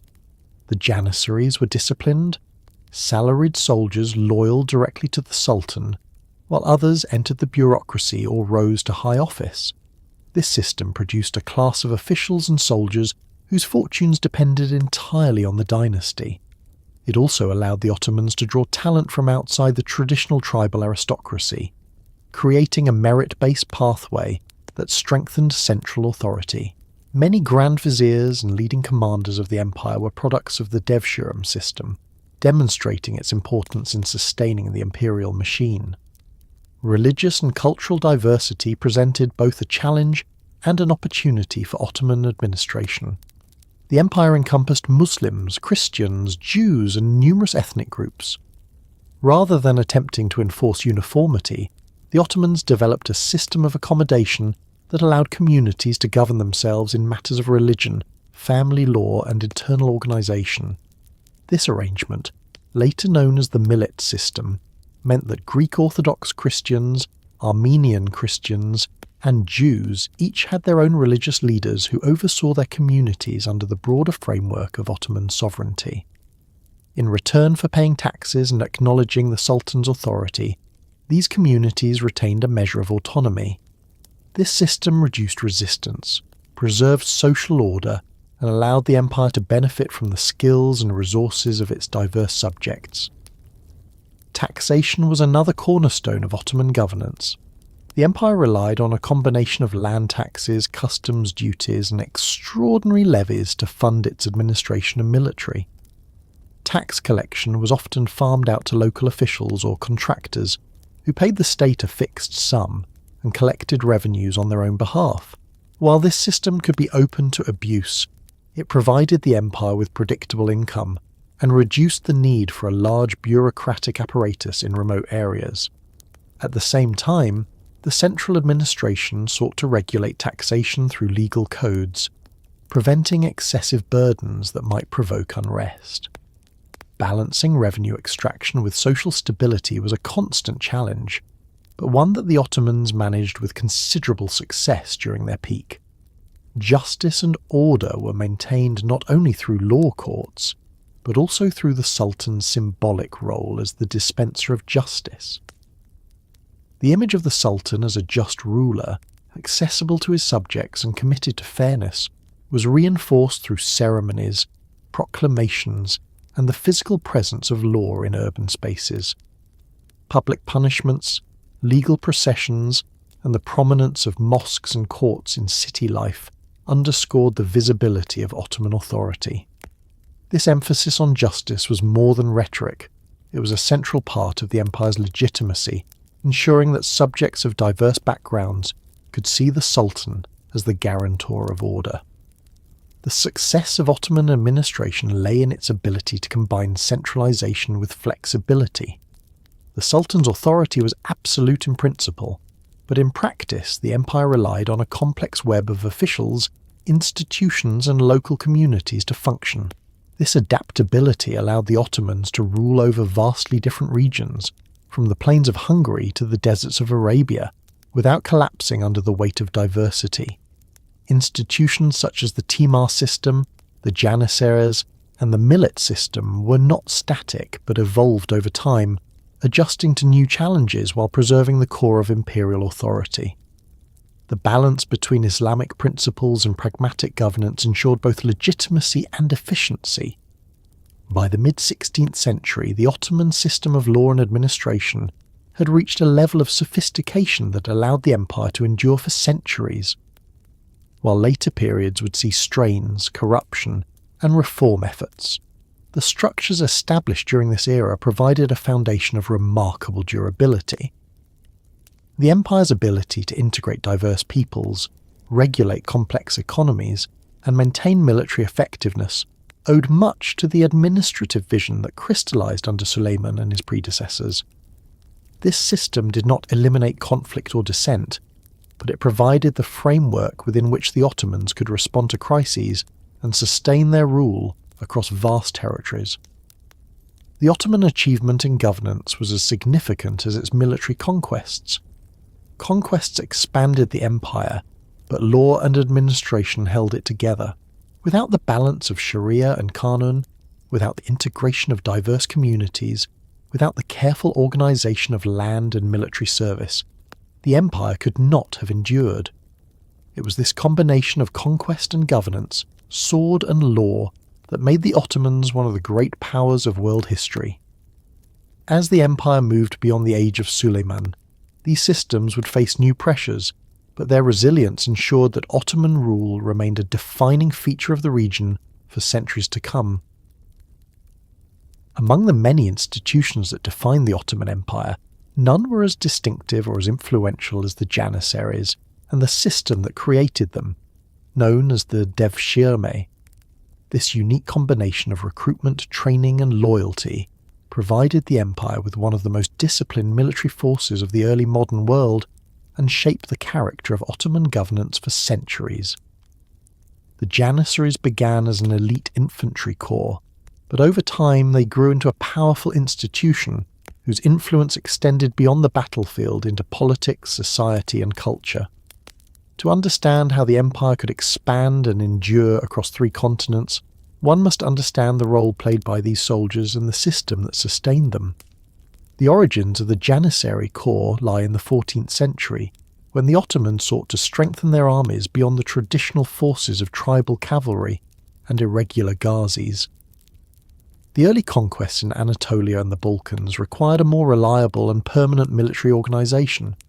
Tribal levies could be numerous in times of opportunity, but were unreliable for long campaigns or extended sieges.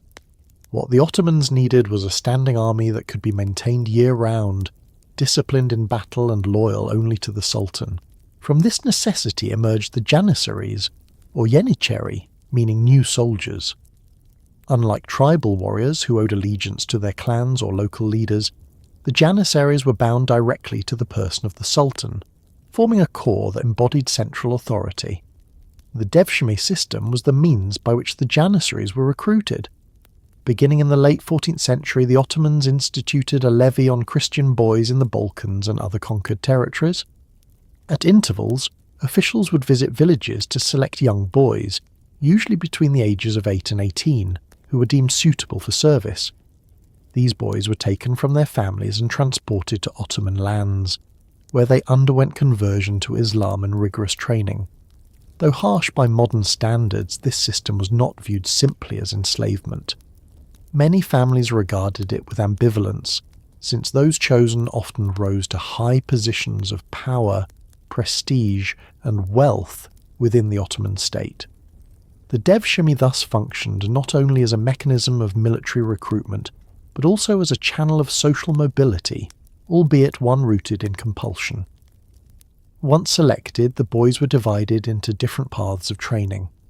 The most promising and intelligent were sent to the palace schools, where they received a thorough education in administration, languages, and courtly etiquette. Many of these would later become officials, viziers, or governors, forming part of the Ottoman ruling elite. Others were sent into the rigorous training of the Janissary corps, where they were drilled in discipline, combat, and loyalty. The system produced not only soldiers, but also statesmen, ensuring that the empire's ruling class was infused with individuals whose entire identity was tied to service of the Sultan. This separation from their origins created a class of men unbound by tribal or familial ties, devoted entirely to the dynasty. The training of Janissaries emphasized discipline above all. Unlike feudal levies or mercenary bands common in Europe at the time, Janissaries lived under strict regulations. They resided in barracks, trained constantly, and adhered to codes that prohibited marriage or private business in their early years of service. Their lives were regimented to ensure total focus on military readiness and loyalty. In battle, they were renowned for their discipline, advancing in tight formations and wielding firearms with precision. They were among the earliest infantry in the world to be organised around gunpowder weapons, giving the Ottomans a decisive edge in sieges and open-field battles. At Chaldiran, at Mosques, and at countless other encounters, the steady ranks of Janissaries proved decisive against opponents who still relied on cavalry charges or less organised infantry. Their distinctive uniforms and military music added to their identity. Dressed in long coats and tall felt hats, they were easily recognisable on the battlefield. The Janissary band, or meta, accompanied them into battle, playing music that intimidated enemies and inspired comrades. These elements of symbolism reinforced the Janissaries' sense of unity and their role as the embodiment of Ottoman power. They were not just soldiers, they were a brotherhood, a disciplined corps whose existence reflected the authority of the Sultan himself. The Devshirme system also contributed to the empire's administrative strength. Many of those recruited went into civil service rather than the military, becoming scribes, judges, and provincial administrators. This infusion of trained, loyal officials helped balance the influence of hereditary elites and ensured that the empire could rely on a class of administrators shaped entirely within its institutions. The fact that these men had no ties to local aristocracies reduced the risk of regionalism or rebellion. In this way, the Devshirme created not only an army but also a bureaucracy, reinforcing the centralisation of power in Istanbul. Over time, however, the Janissaries evolved in ways that reflected the changing dynamics of the empire. As the centuries passed, the rigid restrictions of their early years began to erode. Janissaries eventually gained the right to marry, own businesses, and pass their positions to their sons. What had once been a corps of unmarried barracks-dwelling soldiers gradually became a hereditary class with vested interests in urban life. Their discipline declined, but their political influence grew. By the 17th century, the Janissaries had become a powerful force in the capital, capable of shaping succession disputes, deposing sultans and dictating policy. Their role as guardians of the sultan's power had, paradoxically, made them a threat to it. The transformation of the Janissaries from a disciplined military corps into a semi-political class is one of the recurring themes of Ottoman history. Even in their later phases, however, the legacy of the Janissaries remained significant.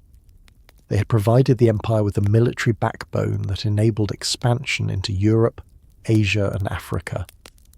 They had been the disciplined corps that allowed sieges like Constantinople in 1453 or Mohacs in 1526 to succeed. Their very existence symbolised the empire's capacity to innovate and to integrate conquered peoples into its structures of power. The Devshirme system, though often remembered for its coercive nature, produced leaders, generals and administrators whose achievements shaped the empire's greatest centuries. It embodied the Ottoman ability to transform diversity into strength, to take children from Christian villages and make them the pillars of a Muslim empire. The story of the Janissaries is thus one of both triumph and transformation. In their prime, they represented one of the most advanced military organisations of their age, disciplined, loyal and innovative. Through the Devshirme, they tied the empire's fortunes to a system that drew upon its conquered populations in a way that was both pragmatic and symbolic. Yet over time, their evolution into a privileged class showed the difficulties of maintaining discipline and innovation across centuries. The very qualities that had made them indispensable in the 15th and 16th centuries contributed to internal strain in later periods. Still, the imprint they left on Ottoman history cannot be overstated. Their songs, their uniforms, their discipline, and their loyalty defined the empire's golden age, and their transformation reflected the changing balance of power within the state.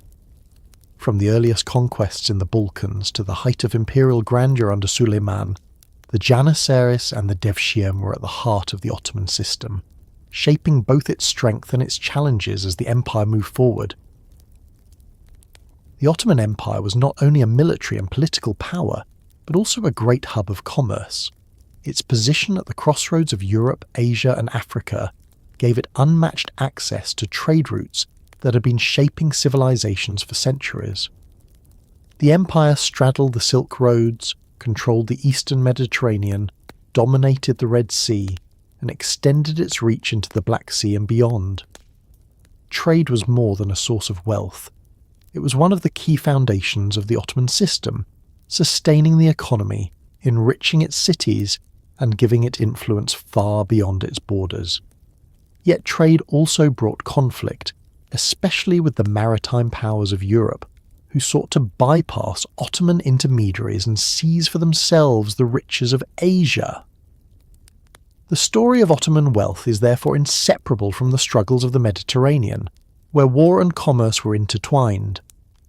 From the time of Mehmed the Conqueror, the Ottomans understood the importance of controlling trade routes. With the conquest of Constantinople, they gained command over the Bosporus, the narrow waterway linking the Black Sea with the Mediterranean. This gave them control of one of the most strategic choke points of world commerce. Grain, timber, fur, and slaves from the lands around the Black Sea flowed through the straits, enriching the capital.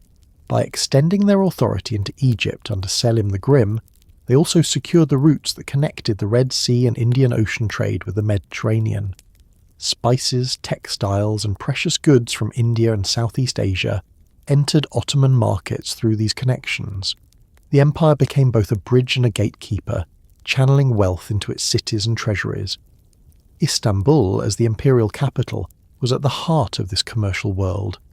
Its markets bustled with goods from across the globe. Caravans from Persia brought silk and carpets. Merchants from Arabia and India supplied spices and gems. European traders arrived with woolens, metals and silver. The Grand Bazaar, established in the 15th century, grew into one of the largest covered markets in the world, symbolizing the city's role as a center of global exchange.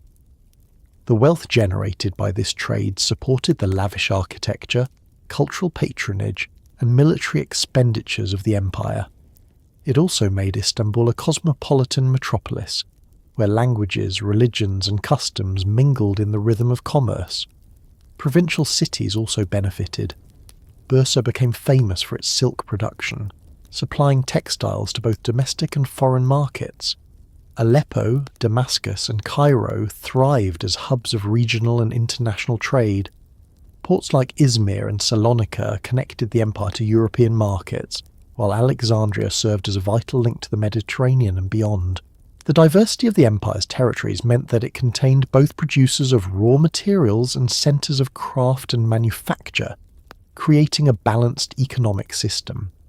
Agricultural surpluses from Anatolia and the Balkans supported urban populations, while artisanal production in cities fueled commerce.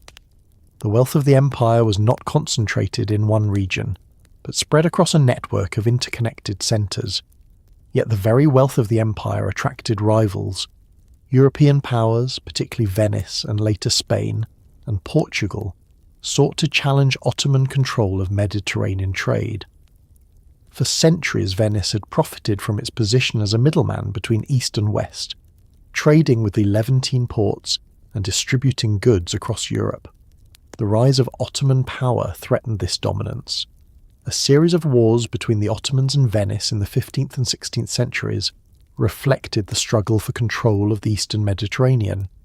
Venetian fleets clashed with Ottoman galleys, while fortresses and islands shifted hands in prolonged contests. The war that ended in 1503, under Bayezid Tugha, secured Ottoman gains in the Adriatic, and under Suleiman the struggle intensified further. Venice remained a formidable rival, but the Ottomans succeeded in limiting its influence and asserting their own authority over key maritime routes. The greater challenge came with the rise of Iberian seafaring. The Portuguese, by sailing around Africa into the Indian Ocean, bypassed the Red Sea routes that had enriched the Ottomans.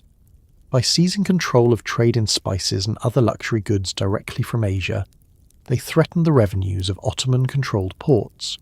Selim and Suleiman responded by sending fleets into the Red Sea and Indian Ocean, attempting to check Portuguese advances.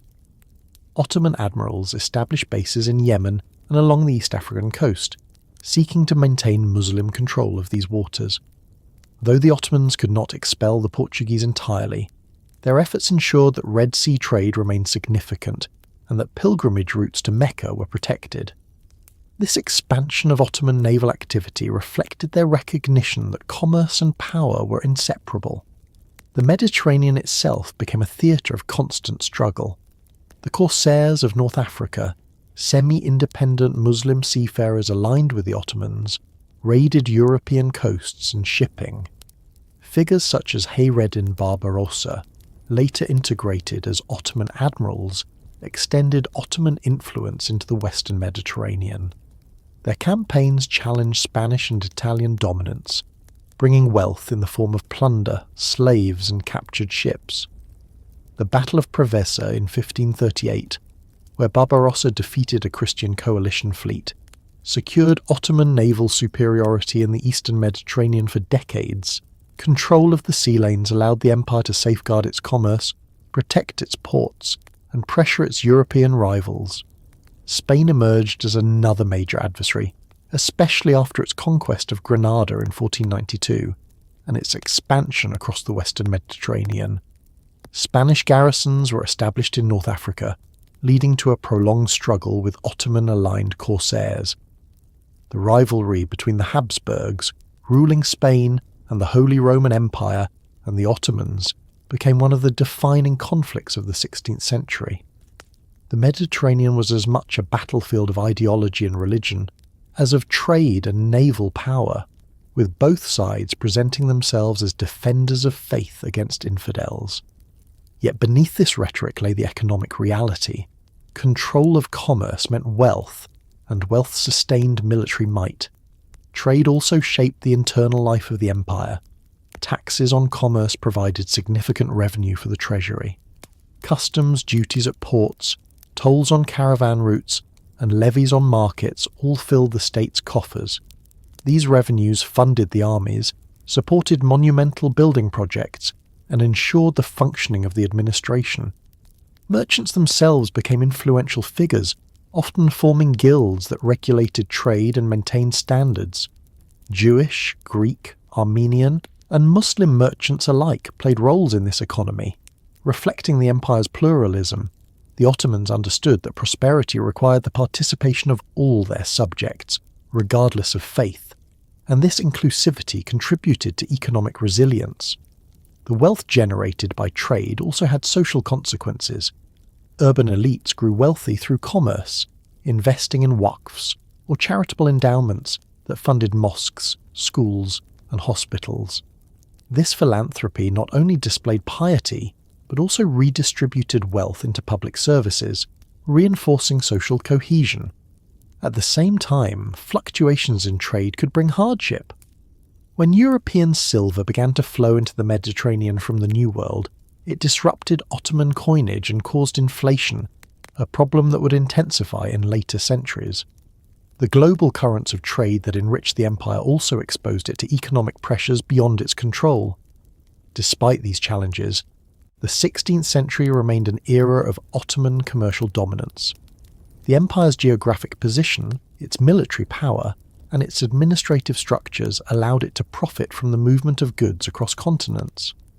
Its cities flourished as centres of exchange, its treasury filled with revenues from trade, and its navy ensured that its rivals could not easily displace it. The struggles with Venice, Spain, and Portugal were reminders that trade was inseparable from power and that wealth was always contested. Yet the Ottomans proved adaptable, defending their roots, expanding into new waters, and integrating global commerce into their system. The prosperity of this period laid the material foundation for the grandeur of the empire's culture and the strength of its armies, ensuring that Ottoman power remained formidable on both land and sea.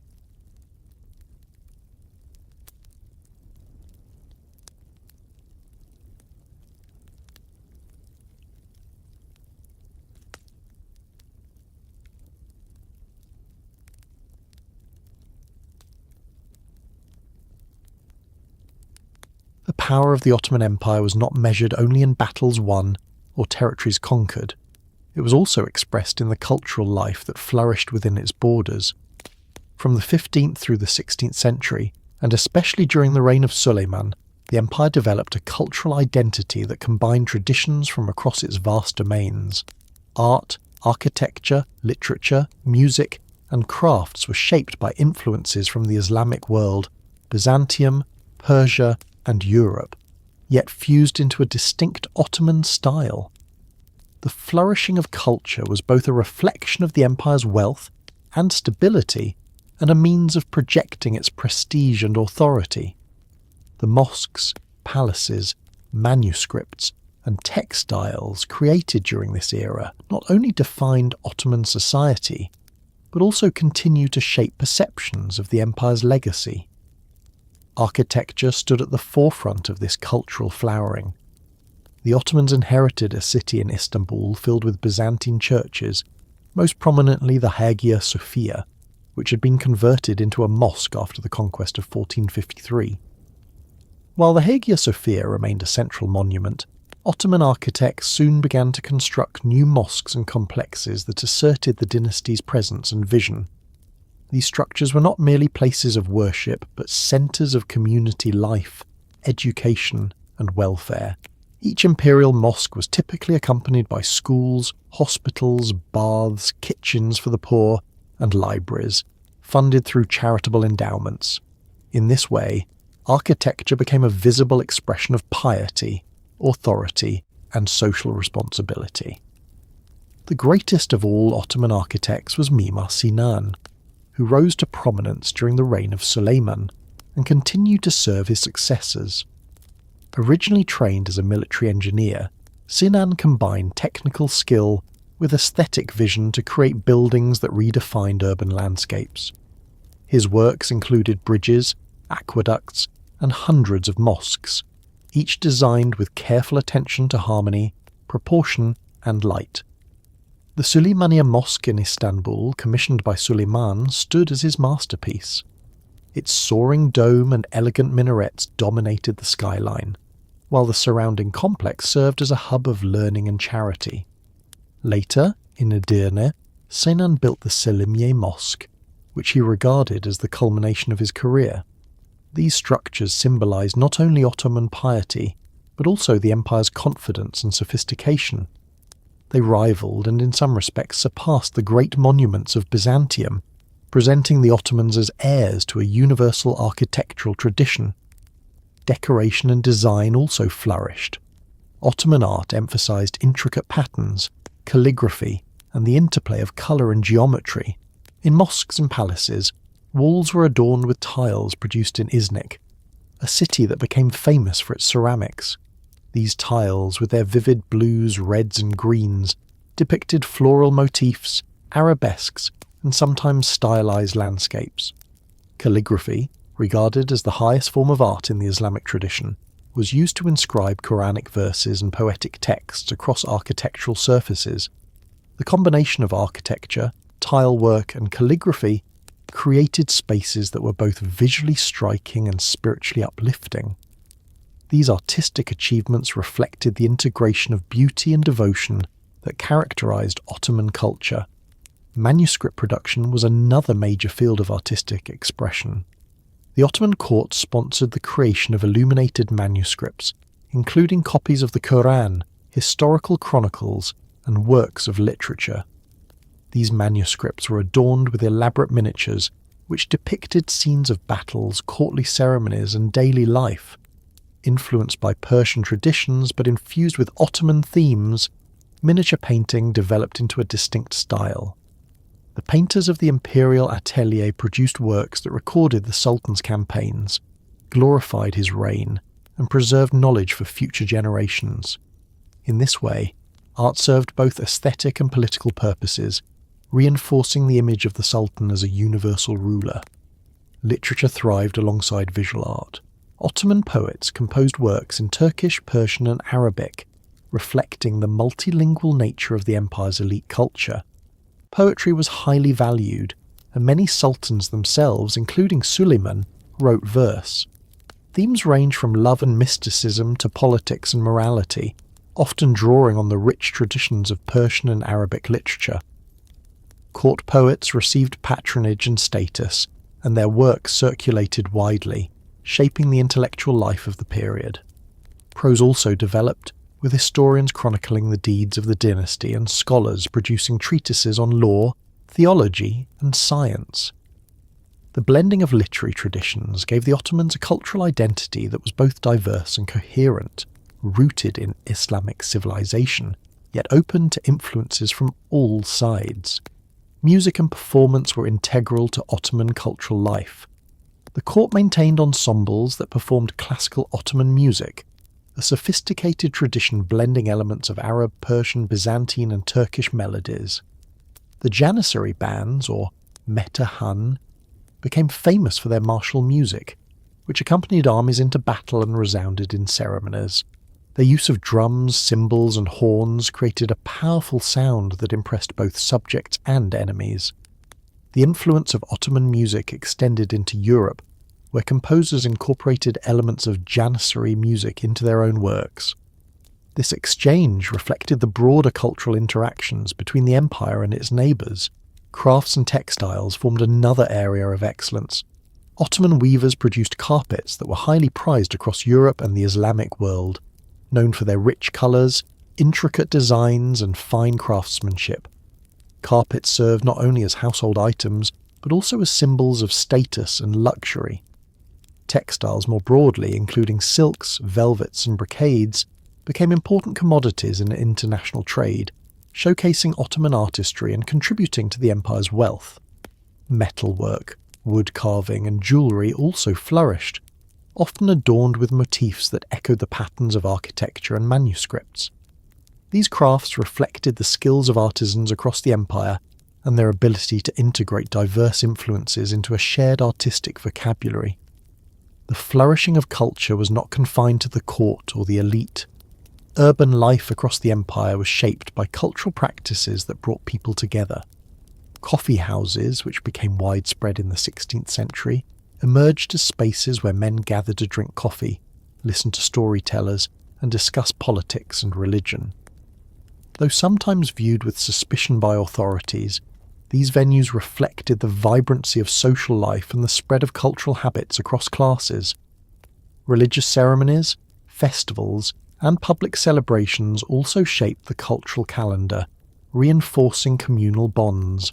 The patronage of waqfs ensured that education, healthcare, and charity were widely accessible, embedding cultural and social life into the fabric of everyday existence. This cultural flowering was inseparable from the empire's political and economic strength. Wealth from trade and conquest funded the building of mosques and palaces, the patronage of poets and painters, and the training of artisans. Political stability under Suleiman and his immediate successors provided the conditions for creativity to thrive. The interaction of diverse peoples within the empire enriched cultural life, bringing new ideas and techniques into contact with established traditions. The Ottomans did not merely borrow from others, they synthesized and transformed, creating a distinctive style that became a hallmark of their civilization. The legacy of this period of cultural flourishing endures. The mosques of Sinan still dominate the skylines of Istanbul and Edirne. Iznik tiles continue to be admired for their beauty. Manuscripts and miniatures are studied as windows into the world of the 16th century. The poetry of Ottoman sultans and court poets remains part of the broader canon of Islamic literature. These achievements remind us that empires are not only remembered for their battles and rulers, but also for the worlds of art and thought they nurtured. For the Ottomans, cultural grandeur was as much a statement of power as military conquest. It projected their identity to subjects and rivals alike, showing that theirs was a civilization of sophistication and creativity as well as strength. The death of Suleiman in 1566 closed an era that many later generations would remember as the empire's golden age. What followed was not an immediate collapse, as sometimes imagined, but a long and complex period in which the Ottoman state adjusted to new circumstances. The 17th century was marked by challenges that tested the resilience of the empire, bringing military setbacks, political struggles, and economic difficulties.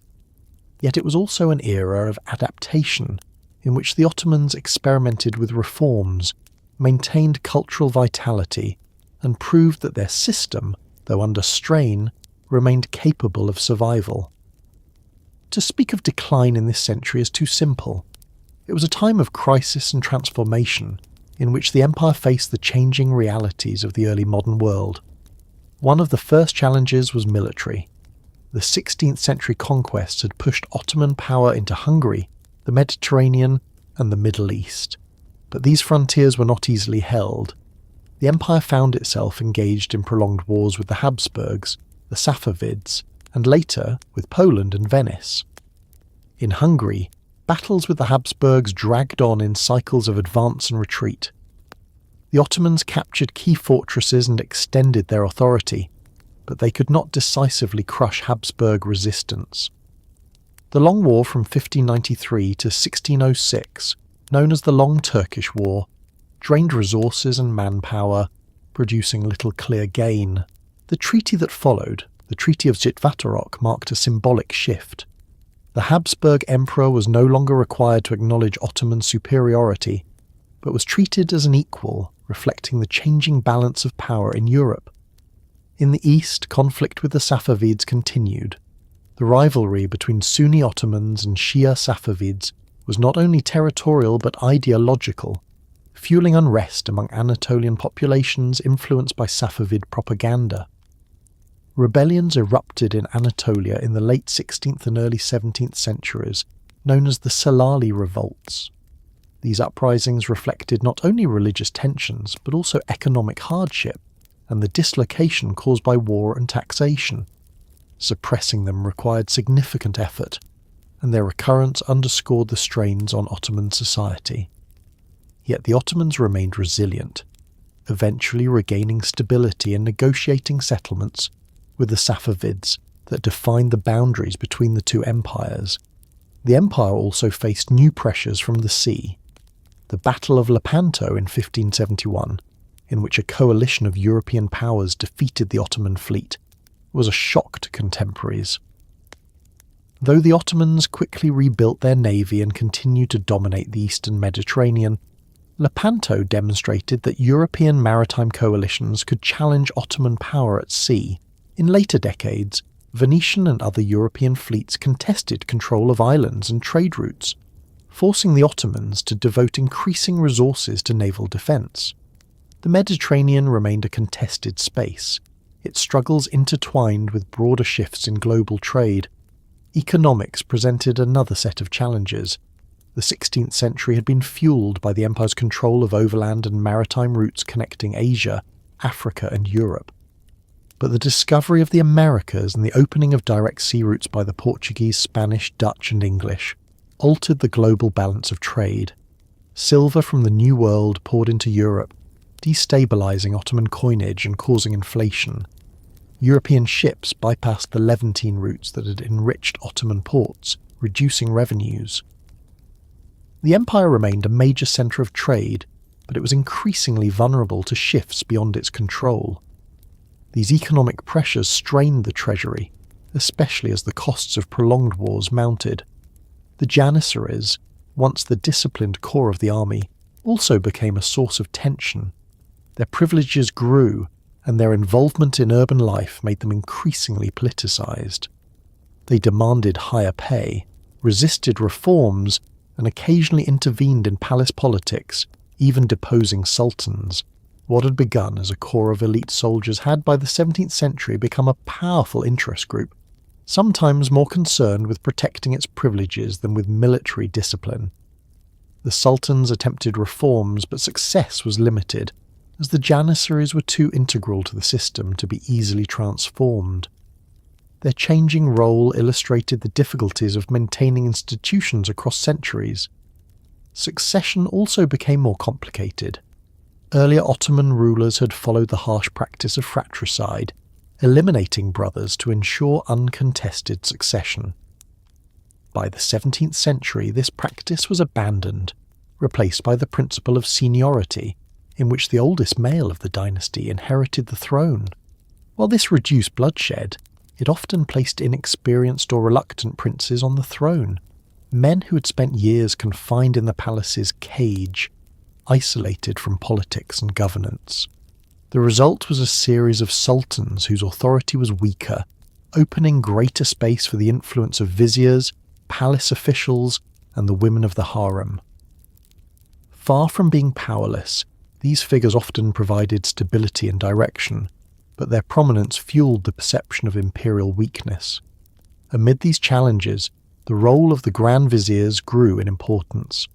The Köprülü family, beginning in the mid-17th century, provided a line of capable viziers who restored order, reformed finances, and reinvigorated military campaigns.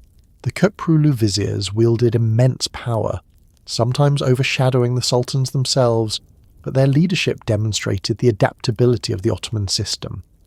By delegating authority to strong ministers, the empire could compensate for the limitations of individual rulers. The successes of the Köprülü era showed that the Ottoman state was not in terminal decline, but capable of renewal through institutional strength. Culturally, the 17th century was far from stagnant. Literature, art, and architecture continued to flourish, though in different ways from the grandeur of the 16th century. Miniature painting, calligraphy, and poetry remained vibrant, while architecture, though less monumental than in Sinan's time, continued to shape urban spaces. The spread of coffee houses and public spaces enriched urban culture, creating venues for discussion, entertainment, and the exchange of ideas. These spaces reflected the vitality of Ottoman society, even amid political and economic strain. The empire remained a dynamic and diverse civilization, its culture continuing to evolve in response to new realities. Internationally, the Ottomans remained a major power, though they increasingly faced strong rivals. The rise of the Dutch and English as maritime powers, the consolidation of the Habsburgs, and the persistence of the Safavids all meant that the empire operated in a more competitive environment than in the days of Suleiman, yet it retained vast territories, commanded large armies, and played a central role in European and Middle Eastern politics. Its apparent decline was relative, a shift from being the unrivaled superpower of its region to being one great power among several. The adjustments the Ottomans made in this century ensured their survival, even if they no longer inspired the same awe as in the 16th century. The 17th century was therefore a period of testing, in which the empire confronted new military, economic and political realities. Crisis was real, but so was adaptation. The Ottomans managed to navigate these challenges, preserving their empire and laying the groundwork for further reform in the centuries to come. Their ability to survive repeated wars, economic shocks and internal unrest testified to the resilience of their institutions. The empire of the 17th century was not the triumphant empire of Suleiman, but neither was it collapsing. It was transforming, adjusting to a changing world, and proving that the Ottoman system, though strained, was far from finished. The middle decades of the 17th century brought the Ottoman Empire to a moment of profound uncertainty. Prolonged wars, economic strain and factional struggles in the capital had weakened central authority. Sultans were often young or inexperienced, hemmed in by court intrigue, while the Janissaries and other factions in Istanbul interfered in governance. Provincial unrest and financial difficulties compounded the sense of instability. It was in this context that a remarkable family of statesmen, the Köprülüs, rose to prominence. Their leadership, beginning in the 1650s, inaugurated a period of reform and renewal. The Köprülü viziers did not restore the empire to its 16th century heights, but they stabilized the state, imposed discipline, and reminded contemporaries that the Ottomans still possessed the capacity for revival. The rise of the Köprülüs began in 1656, when Köprülü Mehmed Pasha was appointed Grand Vizier under Sultan Mehmed IV. At the time, the empire faced crises on multiple fronts. Venetian fleets blockaded the Dardanelles, threatening the capital itself. The treasury was depleted, rebellions flared in Anatolia, and the authority of the Sultan was undermined by the power of factions in the palace and the streets. The appointment of Köprülü Mehmed was a gamble, for he demanded extraordinary powers as a condition of his service. He insisted that his decrees be executed without interference, even by the Sultan's own entourage. Remarkably, Mehmed agreed, granting him the autonomy to act decisively. This transfer of authority signalled both the weakness of the throne and the recognition that only a strong vizier could rescue the empire. Köprülü Mehmed Pasha approached his task with ruthless determination. He purged corrupt officials, restored discipline among the Janissaries, and reasserted central authority over the provinces. His methods were harsh, often involving executions and swift punishment, but they were effective in restoring order. He revitalized the treasury by enforcing tax collection and curbing abuses, and he took steps to restore military effectiveness. His leadership brought immediate results. The blockade of the Dardanelles was broken, and Ottoman fleets regained control of the straits. Venice's naval dominance was checked, and the capital was secured from the threat of isolation. For the first time in years, the empire appeared to be regaining its footing. The legacy of Köprülü Mehmed was carried forward by his descendants. His son, Köprülü Fazıl Ahmed Pasha, succeeded him as Grand Vizier in 1661. Educated and capable, Fazıl Ahmed combined his father's decisiveness with a more measured approach. He pursued campaigns in Hungary, successfully capturing the fortress of Novi Zamki and securing Ottoman gains through treaties with the Habsburgs. Under his leadership, the empire regained momentum in Europe, proving that it remained a formidable military power. He also continued internal reforms, strengthening administration and ensuring that revenue supported the state rather than lining the pockets of corrupt officials. His tenure reinforced the pattern of Köprülü leadership: strong central authority, military vigour and financial discipline. Later members of the family, including Köprülü Fazıl Mustafa Pasha and Amkazade Hüseyin Pasha, continued this tradition.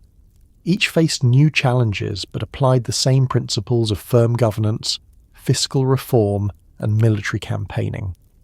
The Köprülü viziers demonstrated that capable leadership could compensate for the limited authority of individual sultans. Mehmed IV, under whom the early Köprülüs served, became known more for his passion for hunting than for governance, but his reign is remembered as relatively stable because of the competence of his ministers. This dynamic reflected a broader transformation in the Ottoman political system. Real power increasingly shifted from the Sultan to the Grand Vizier and his bureaucracy. While this shift marked a departure from earlier ideals of sultanic authority, it ensured continuity and functionality in an empire that might otherwise have faltered. The Köprülü era also reflected the empire's capacity for reform in response to crisis. The reforms they implemented were not revolutionary, but they restored discipline where it had eroded. By curbing the excesses of the Janissaries, reducing corruption, and imposing financial order, they stabilised institutions that had shown signs of collapse. Their efforts did not solve all problems.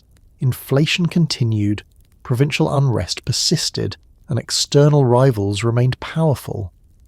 Yet they demonstrated that the Ottoman system was resilient enough to adapt, drawing upon the talents of capable individuals to navigate difficult times. The example of the Köprülüs became a reminder in later centuries that strong leadership at the centre could renew the empire, even when its fortunes seemed to decline. The family's prominence also underscored the changing nature of Ottoman politics. Whereas earlier centuries had been dominated by the personal authority of sultans like Mehmed the Conqueror or Suleiman the Magnificent, the 17th century showed the growing importance of ministers, bureaucrats, and military leaders. The Köprülüs were not dynasts, but servants of the state who rose through merit and loyalty. Their dominance reflected the empire's institutional maturity, in which governance did not depend entirely on the qualities of individual sultans. In a sense, this decentralization of authority strengthened the state, allowing it to survive periods when the throne was occupied by weak or distracted rulers. The military campaigns of the Köprülü era further illustrate both the challenges and the persistence of Ottoman power. In Hungary, in Crete, and along the empire's frontiers, the Ottomans fought prolonged wars that tested their resources, but also demonstrated their endurance. The final conquest of Crete in 1669, after a siege that had lasted more than 2 decades, was one of the notable achievements of Fazıl Ahmed Pasha's tenure. It gave the Ottomans control of a major Mediterranean island and reflected their determination to maintain maritime influence even in the face of Venetian resistance. In Hungary, campaigns secured fortresses and territory, keeping Ottoman presence in Central Europe alive. These efforts showed that the empire, though under strain, still commanded the ability to wage major wars and achieve significant victories. Domestically, the Köprülüs attempted to strengthen the connection between the state and society. They supported religious scholars and institutions, reinforcing the legitimacy of the regime through Islamic law and piety. At the same time, they promoted fiscal responsibility, seeking to balance the needs of the military, the court, and the provinces. Their reforms did not eliminate the structural problems that had begun to emerge, such as the erosion of the Taimar system or the growing power of provincial magnates, but they delayed the worst consequences. The empire remained functional, its administration intact, and its military capable of significant action. The 17th century was therefore not only a period of crisis but also of recovery, thanks in large part to the leadership of the Köprülüs. The impact of the Köprülü era extended beyond their lifetimes. They established a model of strong vizierial authority that continued to influence the empire in later centuries.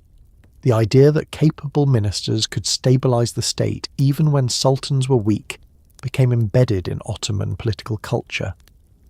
Their reforms also helped carry the empire into the 18th century, preserving its ability to adapt to a changing world. While historians often point to this period as evidence of decline, the resilience shown under the Coprolus complicates that narrative. It reveals an empire still capable of renewal, still able to project power, and still functioning as a major player in the balance of early modern geopolitics. The 17th century's crises had not destroyed the Ottoman system. Instead, they had forced it to evolve, shifting authority from sultans to ministers, tightening administrative discipline, and testing the resilience of its institutions. The Köprülü viziers symbolise this transformation, bridging a gap between the grandeur of the 16th century and the struggles of the later empire. Their era was not one of decline alone, but of adjustment, recovery and pragmatic reform. The Ottomans of the 17th century did not live in the shadow of their past greatness. They lived in a present defined by adaptation, and the Köprülus ensured that the empire endured, still formidable and still relevant, as it prepared to face the challenges of a new century. The rivalry between the Ottoman Empire and the Habsburg dynasty was one of the defining contests of the early modern world. For more than a century, the two powers clashed across the plains of Hungary and along the Danube frontier, each seeking dominance in Central Europe. The Habsburgs, ruling over Austria and much of the Holy Roman Empire, positioned themselves as defenders of Christendom, while the Ottomans, rooted in Istanbul, presented themselves as universal sovereigns whose reach extended across 3 continents. This confrontation was not simply a matter of borders.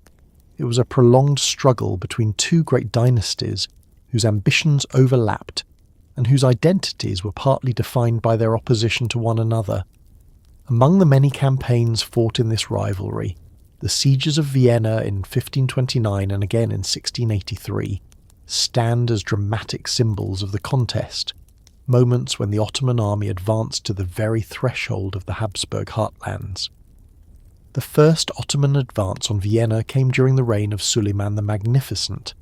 Having triumphed at Mohacs in 1526, Suleiman reduced Hungary to a fragmented kingdom, with parts absorbed into the empire and others contested by Habsburg claimants. In 1529, he marched westward to secure his influence and press against the Habsburg capital itself. The Ottoman army reached Vienna after a long campaign marked by heavy rains and logistical strain. The city was defended by a determined garrison, and its fortifications proved formidable. Though the Ottomans laid siege, they were unable to breach the walls before worsening weather and dwindling supplies forced a retreat.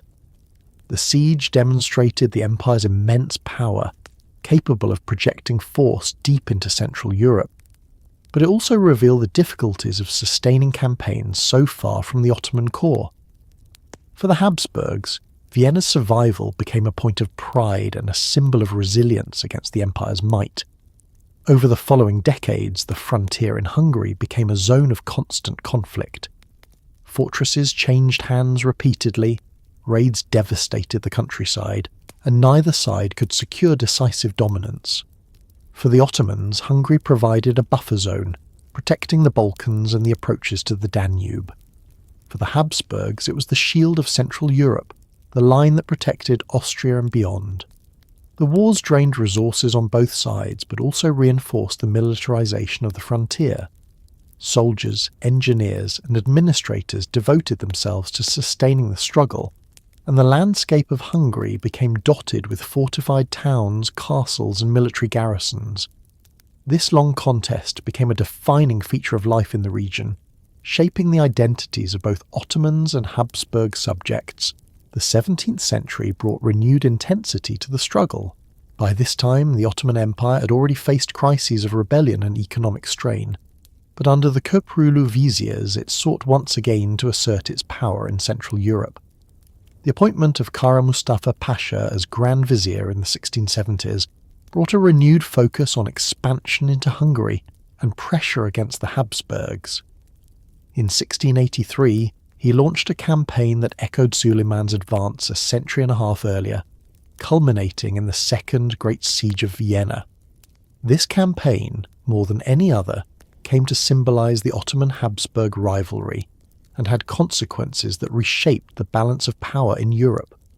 The Siege of 1683 was one of the largest Ottoman military undertakings of the 17th century. The army, numbering perhaps over 100,000 men, included Janissaries, Sipahis, artillery units, and contingents from allied or vassal states. The logistical challenge of sustaining such a force across hundreds of miles was immense, but Kara Mustafa Pasha believed that victory at Vienna would secure not only Hungary, but also the prestige of the empire in Europe. The defenders, commanded by Count Ernst Rüdiger von Starhemberg, prepared for a desperate resistance. The city's walls had been strengthened, and though the garrison was outnumbered, it was determined. The stage was set for one of the great confrontations of early modern history. The siege lasted for weeks, with the Ottomans constructing trenches, batteries and mines to break through Vienna's fortifications.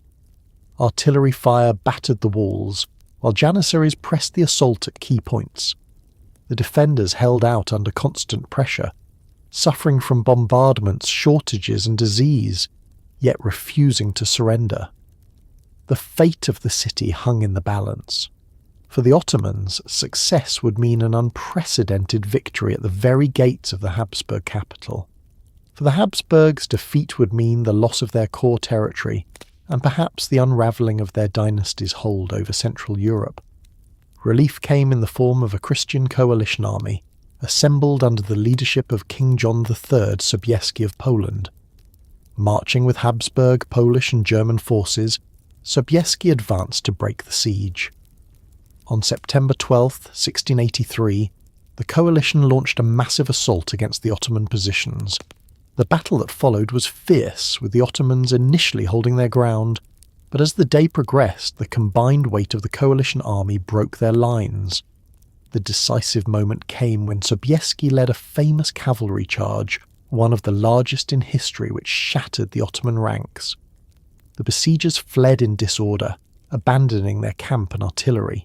Vienna was saved, and the Ottomans suffered a defeat that reverberated across Europe. The failure of the 1683 siege had profound consequences. It ended the era of Ottoman advances deep into Central Europe and marked the beginning of a gradual retreat. In the years that followed, the Holy League, a coalition of Habsburg, Polish, Venetian, and later Russian forces, pressed the Ottomans on multiple fronts. Battles in Hungary, the Balkans, and the Mediterranean eroded Ottoman positions.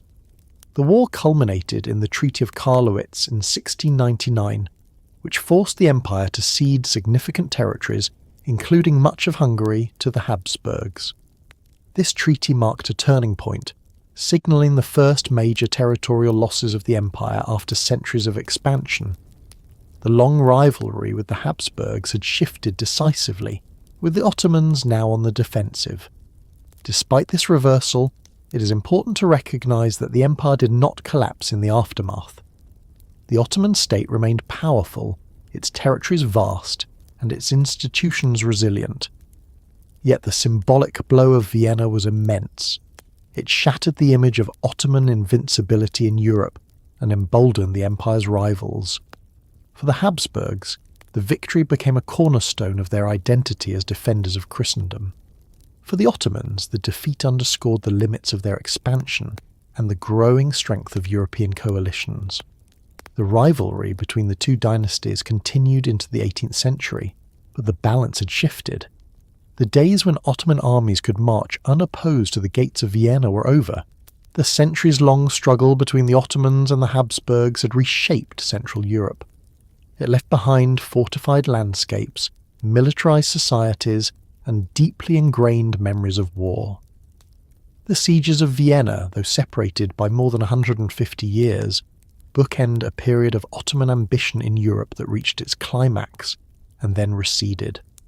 They symbolize both the reach of Ottoman power and the resilience of their European rivals.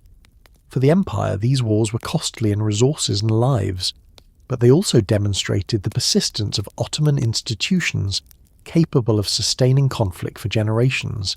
Even in defeat, the Ottomans remained a central actor in European politics, their influence stretching from the Danube to the Mediterranean. The 18th century has often been described as a period of decline for the Ottoman Empire, yet this interpretation oversimplifies a more complex reality. It was an age of setbacks, certainly, marked by territorial losses and shifting balances of power in Europe. But it was also a century of adaptation, in which the Ottomans experimented with new forms of diplomacy, administration, and cultural life. Rather than collapsing in the aftermath of their defeats at the end of the 17th century, the empire adjusted to new circumstances, seeking ways to preserve its sovereignty in a world increasingly dominated by European powers. Decline and adaptation existed side by side, shaping an era that demonstrated both the vulnerabilities and the resilience of the Ottoman state. The starting point of the century was the Treaty of Karlowitz in 1699, which ended the war with the Holy League. For the first time, the empire ceded large swathes of territory, including most of Hungary to the Habsburgs, parts of the Balkans to Venice, and Podolia to Poland. The treaty was a watershed, representing the end of continuous Ottoman expansion, and the beginning of a new era in which the empire had to defend its existing frontiers rather than push them forward. Yet the Ottomans remained far from powerless. They still controlled the Balkans, Anatolia, the Middle East, North Africa, and much of the Black Sea coast. Their population and resources dwarfed those of many European states. The challenge lay not in imminent collapse, but in maintaining balance in a changing international order. War remained a recurring feature of the century. The Ottomans clashed repeatedly with Russia, a rising power under Peter the Great and his successors. Russian ambitions to expand southward toward the Black Sea brought the two empires into direct conflict. The wars were costly and difficult, as the Russians sought access to warm water ports and challenged Ottoman control of key regions. The Treaty of Küçükkaynarca in 1774 marked a particularly painful moment, granting Russia access to the Black Sea and influence over Ottoman Christians. This treaty revealed the empire's vulnerabilities and demonstrated that its northern frontier had become one of its most dangerous. The century also saw renewed struggles with Austria and Persia, adding to the empire's military burdens. These conflicts drained resources and eroded the aura of Ottoman invincibility, but they also forced the empire to reconsider its strategies. Diplomacy emerged as an increasingly important tool of survival. In earlier centuries, the Ottomans had little need for permanent embassies abroad, as their power spoke for itself. In the 18th century, however, they began sending ambassadors to European capitals, observing developments and reporting back to Istanbul. These embassies exposed Ottoman elites to European political culture, science, and technology. Though often limited in scope, they marked the beginning of a more systematic engagement with the West. The reports of these ambassadors, describing everything from French military organisation to Viennese architecture, introduced new ideas into Ottoman circles. Diplomacy was no longer simply a matter of receiving tribute or issuing decrees. It became a channel for learning and adaptation. Internally, the empire grappled with shifting balances of power. Provincial magnates grew stronger, often exercising significant autonomy in their regions. Figures such as Ali Pasha of Janina in the Balkans or local notables in Anatolia built semi-independent power bases, challenging central authority while still acknowledging the Sultan's sovereignty. This decentralization reflected both weakness and resilience. On the one hand, it revealed the limits of central control, as the state relied on provincial elites to maintain order and collect taxes.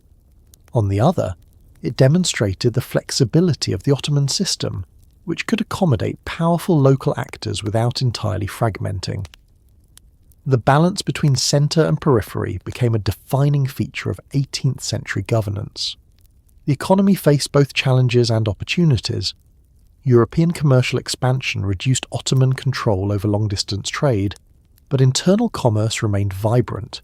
Agricultural production in Anatolia and the Balkans supported large populations, while craft industries in cities like Istanbul, Aleppo and Cairo continued to thrive.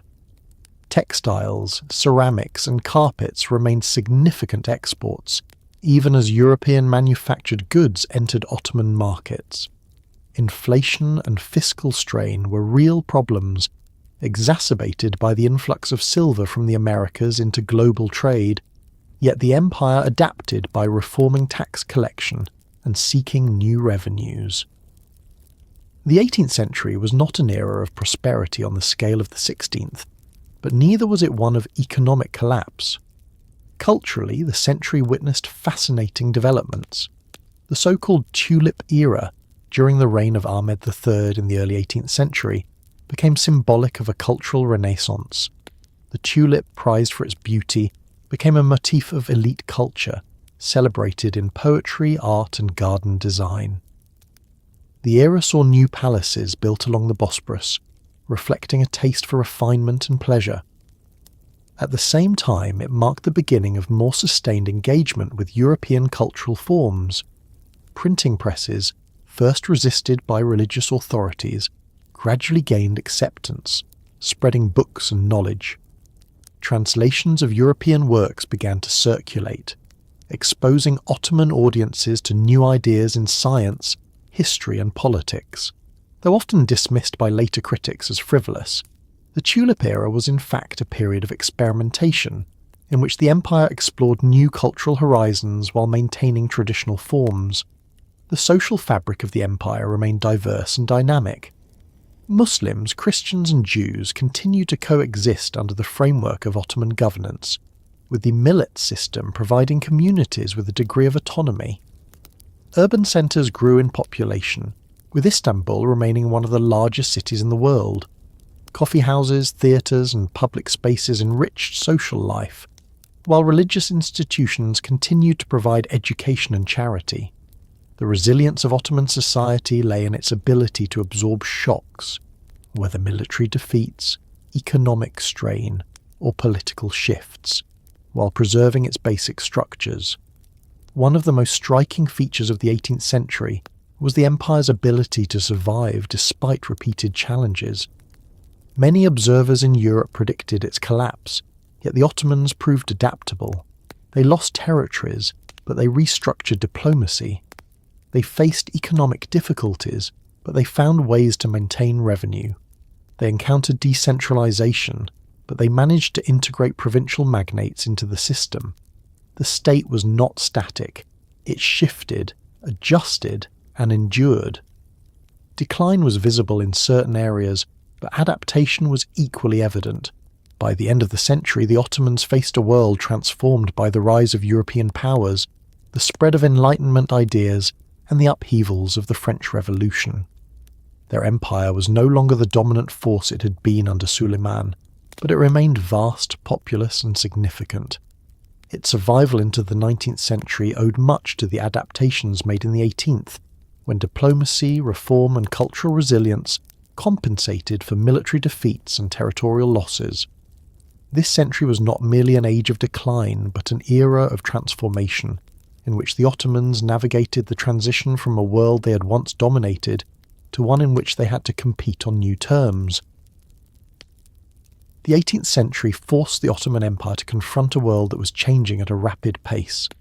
Europe was undergoing transformations in politics, science, military organisation, and culture that reshaped the balance of global power. For centuries, the Ottomans had been formidable, expanding across continents and holding their own against Christian Europe. By the 1700s, however, the situation had shifted. European states were innovating in fields of science, technology, and diplomacy, while the Ottomans often appeared to lag behind. Yet it would be wrong to imagine that the empire was blind to these changes. On the contrary, the Ottomans observed, engaged, and adapted, even if their responses were uneven. The encounters between the empire and Europe in this period were marked by learning, imitation, and cautious reform, processes that helped shape the empire's later trajectory. Diplomacy became one of the most important channels of encounter. In earlier centuries, the Ottomans had treated European rulers as petitioners, sending envoys for specific missions but rarely maintaining permanent embassies abroad. The empire's power had been sufficient to dictate terms from Istanbul, and diplomacy was often framed as an expression of hierarchy rather than equality. By the 18th century, however, this had changed. The empire began sending permanent ambassadors to European capitals, including Paris, Vienna and London. These ambassadors were tasked not only with representing Ottoman interests, but also with observing European institutions, military systems and cultural practices. Their reports, known as seferetname, provide some of the most vivid accounts of Ottoman encounters with Europe. One of the most famous was the embassy of Yirmiseki's Mehmed Çelebi to Paris in 1720. His report described the architecture, theatres, scientific institutions and court life of France under Louis XV. He marvelled at the gardens of Versailles, the organisation of the French military and the sophistication of French society. While his tone was often one of admiration, his observations also carried implicit lessons for the empire. He noted practices that could be adapted, institutions that could be emulated, and cultural refinements that could inspire Ottoman elites. The seferetnames of other ambassadors offered similar insights, serving as bridges of knowledge between Istanbul and European capitals.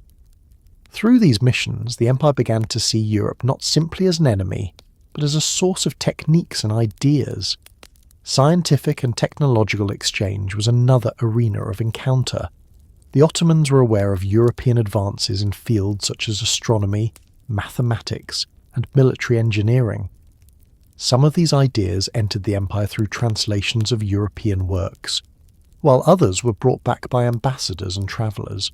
The establishment of printing presses in the early 18th century facilitated the spread of knowledge, though adoption was gradual and resisted by certain religious authorities. Eventually, printed books became an important means of disseminating both Islamic and European learning. Scholars debated how to integrate new knowledge with traditional frameworks, producing a dynamic intellectual environment that reflected both caution and curiosity. Military reform became a pressing concern as Ottoman leaders observed the growing effectiveness of European armies. The defeats suffered in wars against Austria and Russia underscored the need to modernise tactics, discipline and technology. Attempts were made to import European expertise, particularly in artillery and fortification. European officers were sometimes hired to train Ottoman troops, and Ottoman students were sent abroad to learn engineering and gunnery. These efforts often met resistance from entrenched interests, especially the Janissaries, who saw reform as a threat to their privileges. Yet the very fact that reforms were attempted reflected the empire's recognition that it could no longer rely on the methods of the past.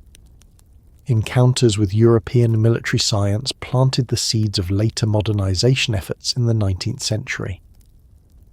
The Tulip era, often remembered for its cultural exuberance, was also a time of engagement with European styles and practices. Ottoman elites experimented with new architectural designs inspired by European palaces, built pleasure gardens along the Bosporus, and cultivated tastes for refinement that paralleled developments in Paris and Vienna. Critics derided some of these influences as frivolous, but they reflected a genuine curiosity and openness to the outside world. The adoption of European fashions and practices was not mere imitation. It was part of a process of cultural negotiation in which Ottoman identity interacted with global currents while preserving its own distinctiveness. These encounters with Europe were not without tension. Many Ottomans viewed European innovations with suspicion, seeing them as incompatible with Islamic traditions or as threats to established authority. Resistance to reform was strong, particularly among the military elite, the religious scholars, and urban guilds who feared the disruption of their status. Efforts to introduce European-style military training or administrative reforms often provoked unrest. Yet despite these obstacles, the empire continued to absorb new ideas, slowly and unevenly, but persistently. The 18th century was not an age of wholesale westernization, but it was an era in which the door to European influence was opened wider than ever before. At the same time, the Ottomans continued to project their own cultural influence outward. European travellers in Istanbul marvelled at the grandeur of Ottoman architecture, the sophistication of its ceremonies, and the richness of its markets. Coffee, originating in the Ottoman domains, spread into Europe, becoming a staple of social life in Paris, London, and Vienna. Ottoman textiles, ceramics, and decorative arts were prized in European courts. The encounter was thus not one-sided. It was a dialogue, with ideas, goods, and styles moving in both directions. The growing importance of science and reform within Europe also resonated in the empire. Ottoman scholars debated questions of governance, law, and the balance between tradition and innovation. Some saw in European science a confirmation of Islamic principles of inquiry, while others worried that too much borrowing would undermine faith. These debates foreshadowed the intellectual currents of the 19th century, when reform and tradition would clash more openly. In the 18th century, however, the balance leaned toward cautious adaptation, incorporating elements of European knowledge without abandoning the empire's own foundations. The encounters with Europe during this period shaped the trajectory of the empire in lasting ways. They introduced new diplomatic practices, broadened cultural horizons, and initiated reforms that, though limited, revealed a recognition of the need to change. The Ottomans did not simply decline in the face of European power. They engaged with it, negotiated with it, and sought to learn from it, even as they resisted full transformation. The empire of the 18th century remained distinctively Ottoman, rooted in Islamic tradition and imperial structures, but it was also increasingly connected to the currents of a globalizing world. These connections ensured that when the 19th century brought even greater challenges, the Ottomans had already begun the process of adaptation. By the 19th century, the Ottoman Empire faced pressures unlike those of earlier centuries. The balance of power in the world had shifted dramatically. Europe was entering the age of industrialization, global empires, and revolutionary political change, while the Ottomans, still ruling vast and diverse territories, struggled to maintain cohesion in the face of both external threats and internal strains. Reform was no longer optional. It became a necessity for survival. The most famous of these reform efforts came in the form of the Tanzimat, a series of decrees and initiatives launched in the mid-19th century that sought to modernize the empire's institutions, strengthen central authority, and integrate its diverse populations into a more unified state. The Tanzimat did not erase all of the empire's problems, but it represented a bold attempt to adapt an old imperial system to the demands of a new age. The roots of the Tanzimat lay in earlier reform efforts, especially those of Selim III at the end of the 18th century and Mahmud II in the early 19th. Selim had attempted to create new military units modelled on European armies, but resistance from the Janissaries led to his downfall. Mahmud II, more determined and ruthless, succeeded where Selim had failed. In 1826, he forcibly abolished the Janissary corps in what came to be known as the Auspicious Incident. The Janissaries, once the backbone of Ottoman military power, had become a source of obstruction and instability. Their elimination opened the way for the creation of new, European-style military units. Mahmud also reorganized administration, curbed the power of provincial notables, and sought to centralize authority in the hands of the state.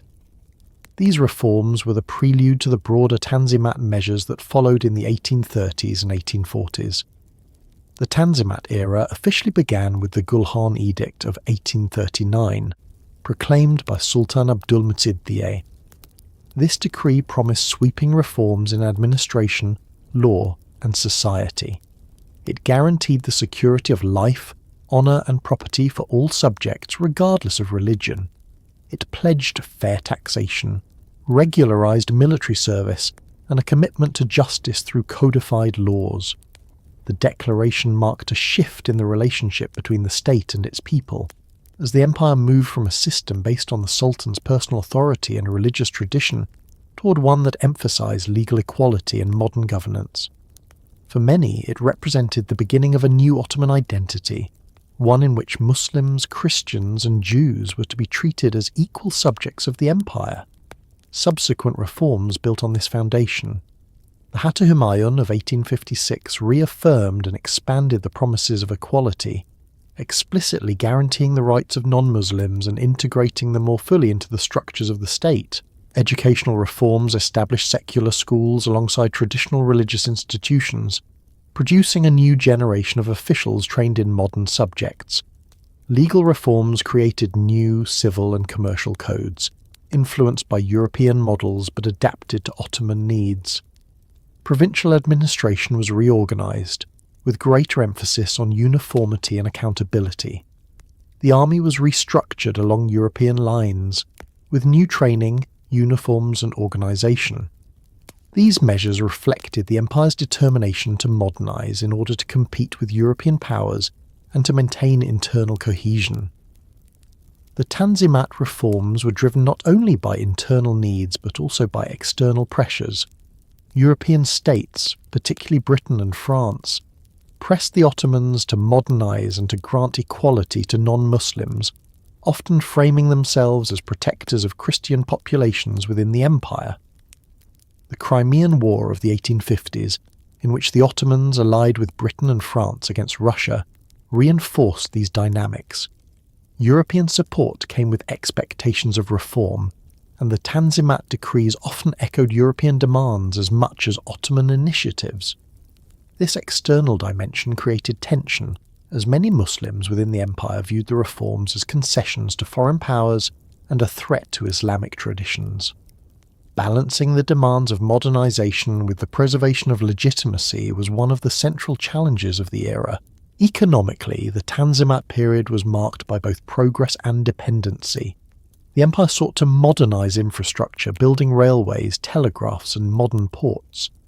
These projects were often financed by European loans, which created growing debt burdens. Trade expanded, but much of it was oriented toward European markets, increasing Ottoman dependence on external economies. The reforms also affected landholding, with new laws recognizing private property and encouraging investment, but these changes sometimes disrupted traditional patterns of land use and created opportunities for powerful elites to consolidate holdings at the expense of peasants. The modernization of the economy was uneven, producing both growth and dislocation. Culturally, the Tanzimat era witnessed the emergence of new ideas about identity, citizenship, and governance. Intellectuals debated the meaning of being Ottoman in a modern world. Some promoted Ottomanism, the idea that all subjects, regardless of religion or ethnicity, could share a common identity as members of a reformed state. Others emphasized Islamic identity or ethnic nationalism, laying the groundwork for future conflicts. Newspapers, novels, and journals became important vehicles of public debate, reflecting the spread of literacy and the growing role of public opinion in political life. The cultural vibrancy of the period revealed both the opportunities and the tensions created by reform. Despite the ambitions of the Tanzimat, the reforms faced significant obstacles. Resistance from conservative elements of society, financial difficulties, and the empire's continued military struggles limited their impact. The promise of equality often went unfulfilled, as local officials resisted changes or as social prejudices persisted. The central government lacked the resources to enforce reforms consistently across such a vast and diverse empire. Yet even with these limitations, the Tanzimat transformed the Ottoman state. It introduced new concepts of law, citizenship, and governance that fundamentally altered the relationship between rulers and subjects. It also demonstrated the empire's determination to remain part of the international order, not as a relic of the medieval past, but as a modernizing state. The Tanzimat era carried the empire into the later 19th century, preparing the ground for even more radical reforms under the young Ottomans and eventually the young Turks. It did not prevent the empire from continuing to lose territory. Nationalist uprisings in the Balkans, wars with Russia, and European encroachments all took their toll, but it showed that the Ottomans were willing to confront change head-on. The Tanzimat was not the story of decline alone. It was the story of adaptation, an attempt to harness new ideas to preserve an old state. Without these reforms, the empire might have collapsed much earlier. With them, it endured, reshaped but still alive into the 20th century. By the closing decades of the 19th century, the Ottoman Empire had become known across Europe as the sick man, a phrase coined by rival powers to describe what they saw as an exhausted state clinging to survival. Yet the empire remained alive, vast, and deeply entangled in international politics.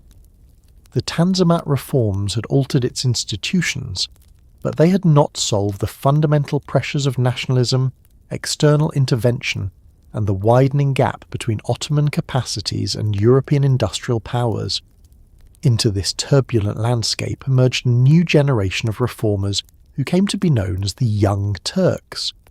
Their movement, born in secret societies, exile and political ferment, eventually overthrew the authority of the Sultan and inaugurated a new phase of Ottoman history. The Young Turks represented both continuity and rupture. Continuity in their desire to preserve the empire, and rupture in the radical methods they used to reshape it. Their rise and the eventual fall of the Sultanate marked the transition from imperial rule to the beginnings of modern Turkish statehood. The immediate backdrop for the Young Turk movement was the reign of Sultan Abdülhamid II, who ruled from 1876 to 1909. His reign began with great hopes of reform, as he initially accepted a constitution and parliament drafted by the young Ottomans, a group of intellectuals who sought to combine Islamic values with modern governance. But within 2 years, faced with war against Russia and fearing the fragmentation of the empire, Abdülhamid suspended the constitution, dissolved parliament, and established an autocratic regime. His rule was characterized by centralization, censorship, and reliance on a vast intelligence network. Yet it was also marked by modernization in education, communications, and the military. Railways and telegraphs expanded, new schools were founded, and the empire made efforts to modernize its armed forces. Abdülhamid also cultivated the role of caliph, presenting himself as the leader of the global Muslim community, a strategy aimed at countering European encroachments by appealing to pan-Islamic solidarity. Despite these efforts, opposition to his regime grew. Exiles in Europe, discontented military officers, and intellectuals in the empire criticised Abdülhamid's authoritarianism and the failure to restore constitutional governance. These dissidents formed secret societies, published newspapers abroad, and plotted against the regime. Collectively, they became known as the Young Turks. Their movement was not monolithic.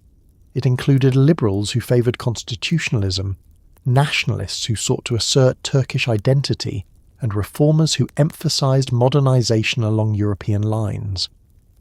What united them was opposition to Abdülhamid's autocracy, and the belief that the empire could only survive through radical change. The turning point came in 1908, when discontent within the army in Macedonia sparked a revolution. Young Turk officers, organised in the Committee of Union and Progress, KUP, demanded the restoration of the Constitution of 1876. Faced with mutiny and fearing the collapse of control, Abdülhamid conceded. The constitution was restored, Parliament reconvened, and the empire entered what became known as the Second Constitutional Era. Crowds in Istanbul and other cities celebrated, hailing a new dawn of liberty. The Young Turks had succeeded where earlier reformers had failed, forcing the Sultan to accept constitutional governance. For many, it seemed as if the empire had been given a second chance. But the new era was fraught with difficulties. The KUP quickly became the dominant force, yet its leadership was divided between different factions. Some advocated liberal reforms and decentralisation, while others demanded centralisation and Turkification to preserve unity. The empire's diverse populations, Armenians, Arabs, Greeks, Kurds and others, interpreted the revolution in their own ways, often hoping for greater autonomy or recognition. Instead of unity, the Young Turk Revolution sometimes deepened divisions. Nationalist movements within the Balkans intensified, leading to uprisings and wars that further eroded Ottoman control. The empire's geopolitical position worsened in the years following the revolution. In 1908, Austria-Hungary annexed Bosnia and Herzegovina, defying Ottoman claims. Bulgaria declared independence, while Crete moved toward union with Greece. These losses underscored the vulnerability of the empire even amid the promises of renewal. The Balkan Wars of 1912 to 1913 delivered further blows as the empire lost most of its European territories, leaving only a foothold around Istanbul and eastern Thrace. These defeats were traumatic, stripping the empire of lands that had been integral for centuries and fueling a sense of urgency among the Young Turk leadership. The Cup responded by consolidating power more tightly. In 1913, after a coup, the triumvirate of Enver Pasha, Talat Pasha, and Cemal Pasha emerged as the dominant figures, steering the empire with an increasingly authoritarian hand. Their vision combined nationalism, militarization, and a determination to preserve the empire at any cost. They sought to modernize the army with German assistance, reorganize administration, and strengthen central authority. Yet their policies also alienated many of the empire's non-Turkish populations, who felt marginalized by the emphasis on Turkification. The promises of equality made in earlier reforms gave way to policies that privileged one identity over others, creating deeper fissures within the empire's social fabric. The outbreak of the First World War in 1914 proved decisive. The Young Turk leadership aligned the empire with Germany and the Central Powers, hoping to recover lost territories and assert independence from European domination. The war brought initial successes, such as the defence of Gallipoli, which boosted morale and gave the empire a symbolic victory against invading Allied forces. Yet the war also brought devastation. Campaigns in the Caucasus, Mesopotamia, and Palestine strained the empire's resources and exposed its weaknesses. The Armenian population, accused by the Cup leadership of collaborating with Russia, was subjected to mass deportations and massacres in 1915, an event remembered as one of the great tragedies of the 20th century.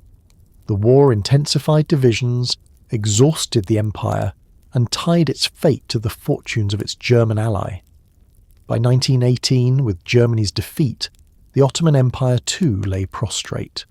Allied forces occupied Istanbul, and the Sultan's authority was reduced to little more than a symbol. The Cup leaders fled into exile, leaving the empire shattered by war, debt, and dismemberment. The formal abolition of the Sultanate would come later, in 1922, but the process had begun with the collapse of Ottoman power at the end of the First World War. The Young Turks, who had risen with the promise of renewal, had presided over the final chapter of the empire. Their legacy was controversial.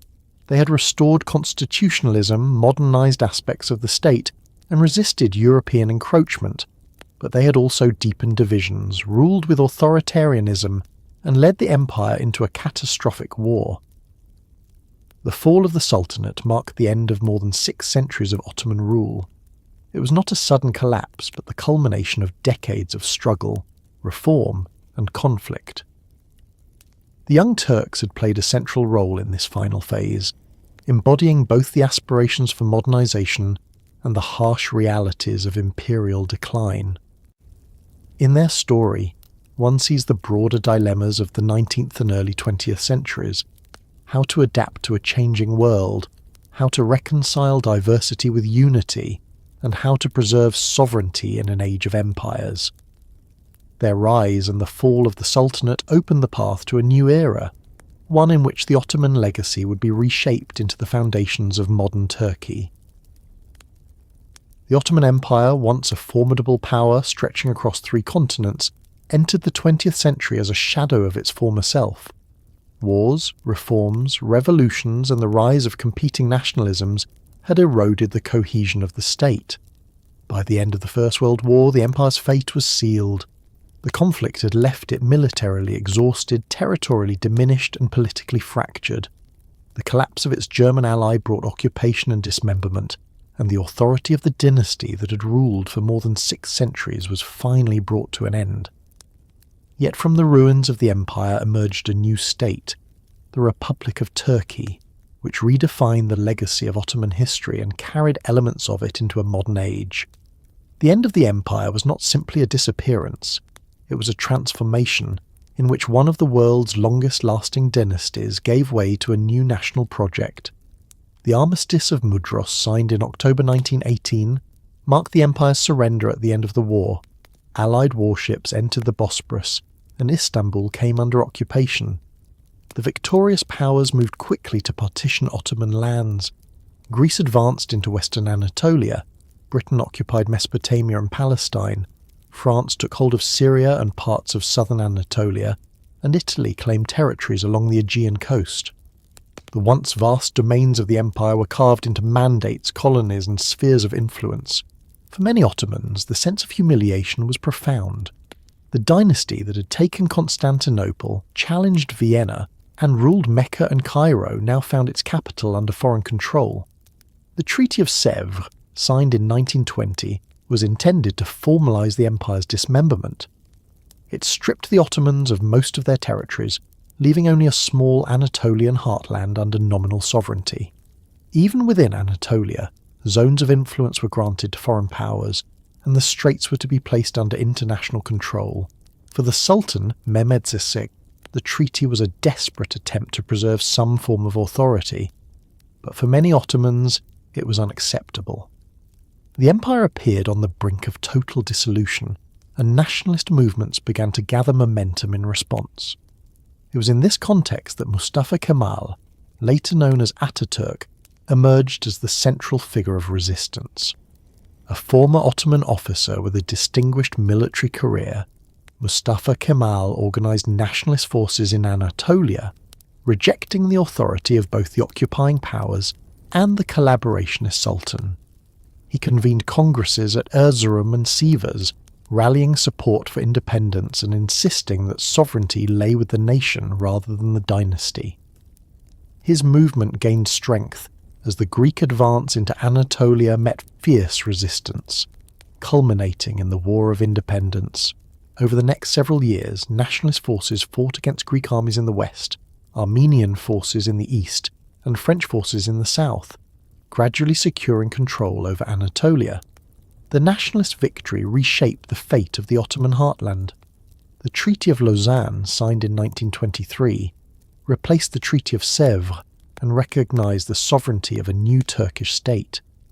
The republic that emerged under Mustafa Kemal was not simply a continuation of the empire in new form. It represented a radical break. The Sultanate was abolished in 1922, and the last Sultan, Mehmed VI, left Istanbul aboard a British warship, ending more than 6 centuries of dynastic rule. The Caliphate, long a source of spiritual authority, was abolished in 1924, severing the formal link between the Turkish state and leadership of the wider Muslim world. In its place, a secular republic was proclaimed, with Ankara as its new capital. The reforms of Mustafa Kemal Ataturk transformed Turkish society. The new republic embraced secularism, adopting civil codes modelled on European systems, abolishing Islamic courts, and replacing religious schools with secular education. The Latin alphabet was introduced in place of the Arabic script, opening literacy to wider populations and signalling a cultural reorientation toward Europe. Women were granted new rights, including suffrage, education, and access to professions, marking a profound social transformation. The state promoted a sense of Turkish national identity, emphasizing language, history, and culture as the foundations of the republic. These reforms were radical, sweeping away many of the institutions that had defined the Ottoman order. Yet even as the republic distanced itself from the Ottoman past, it could not entirely escape its legacy. The borders of modern Turkey were shaped by the struggles of the late empire. The administrative structures, legal traditions, and cultural diversity of the Ottoman world left their imprint on the republic. Istanbul remained a city shaped by its imperial history, its skyline dominated by the mosques of the sultans and its neighbourhoods, reflecting centuries of coexistence. The memory of Ottoman grandeur, its cultural achievements, and its centuries of rule remained part of Turkish identity, even as the new state looked forward to modernity. For the broader world, the end of the empire reshaped the Middle East and southeastern Europe. The territories once under Ottoman rule became mandates under British and French control, or independent states shaped by both Ottoman legacies and colonial intervention. The Balkans had already gained independence earlier, but the Arab lands now entered a new phase under European domination. The dissolution of the empire created a patchwork of new states, many of which would grapple with borders, identities and conflicts that traced back to their Ottoman inheritance. The global balance of power was altered as a centuries-old empire gave way to new political entities. The fall of the Sultanate and the rise of the Turkish Republic were therefore more than a national transformation. They were part of a wider reordering of the world in the aftermath of the First World War. The empire that had once stood as the great rival of Europe had been reduced, partitioned, and replaced. But its legacy endured in architecture, in law, in culture, and in the memory of peoples across 3 continents. The republic that replaced it was both a rejection of the Ottoman order and its heir, carrying forward certain traditions even as it sought to build a new identity. The end of the empire and the birth of modern Turkey symbolise one of the most dramatic transformations of the 20th century. The passage from imperial rule to national sovereignty. It was not a smooth transition, nor was it inevitable. It was the product of war, resistance, reform, and the determination of leaders and people to shape their own destiny. The story of the Ottomans did not vanish with the Sultan's exile. It continued in new forms, influencing modern Turkey and the wider region. The empire's centuries of history provided both the burdens and the foundations on which the Republic was built. In this way, the end of the Ottoman Empire was also a beginning, marking the close of one chapter and the opening of another in the long story of a land that had been at the crossroads of civilizations for millennia.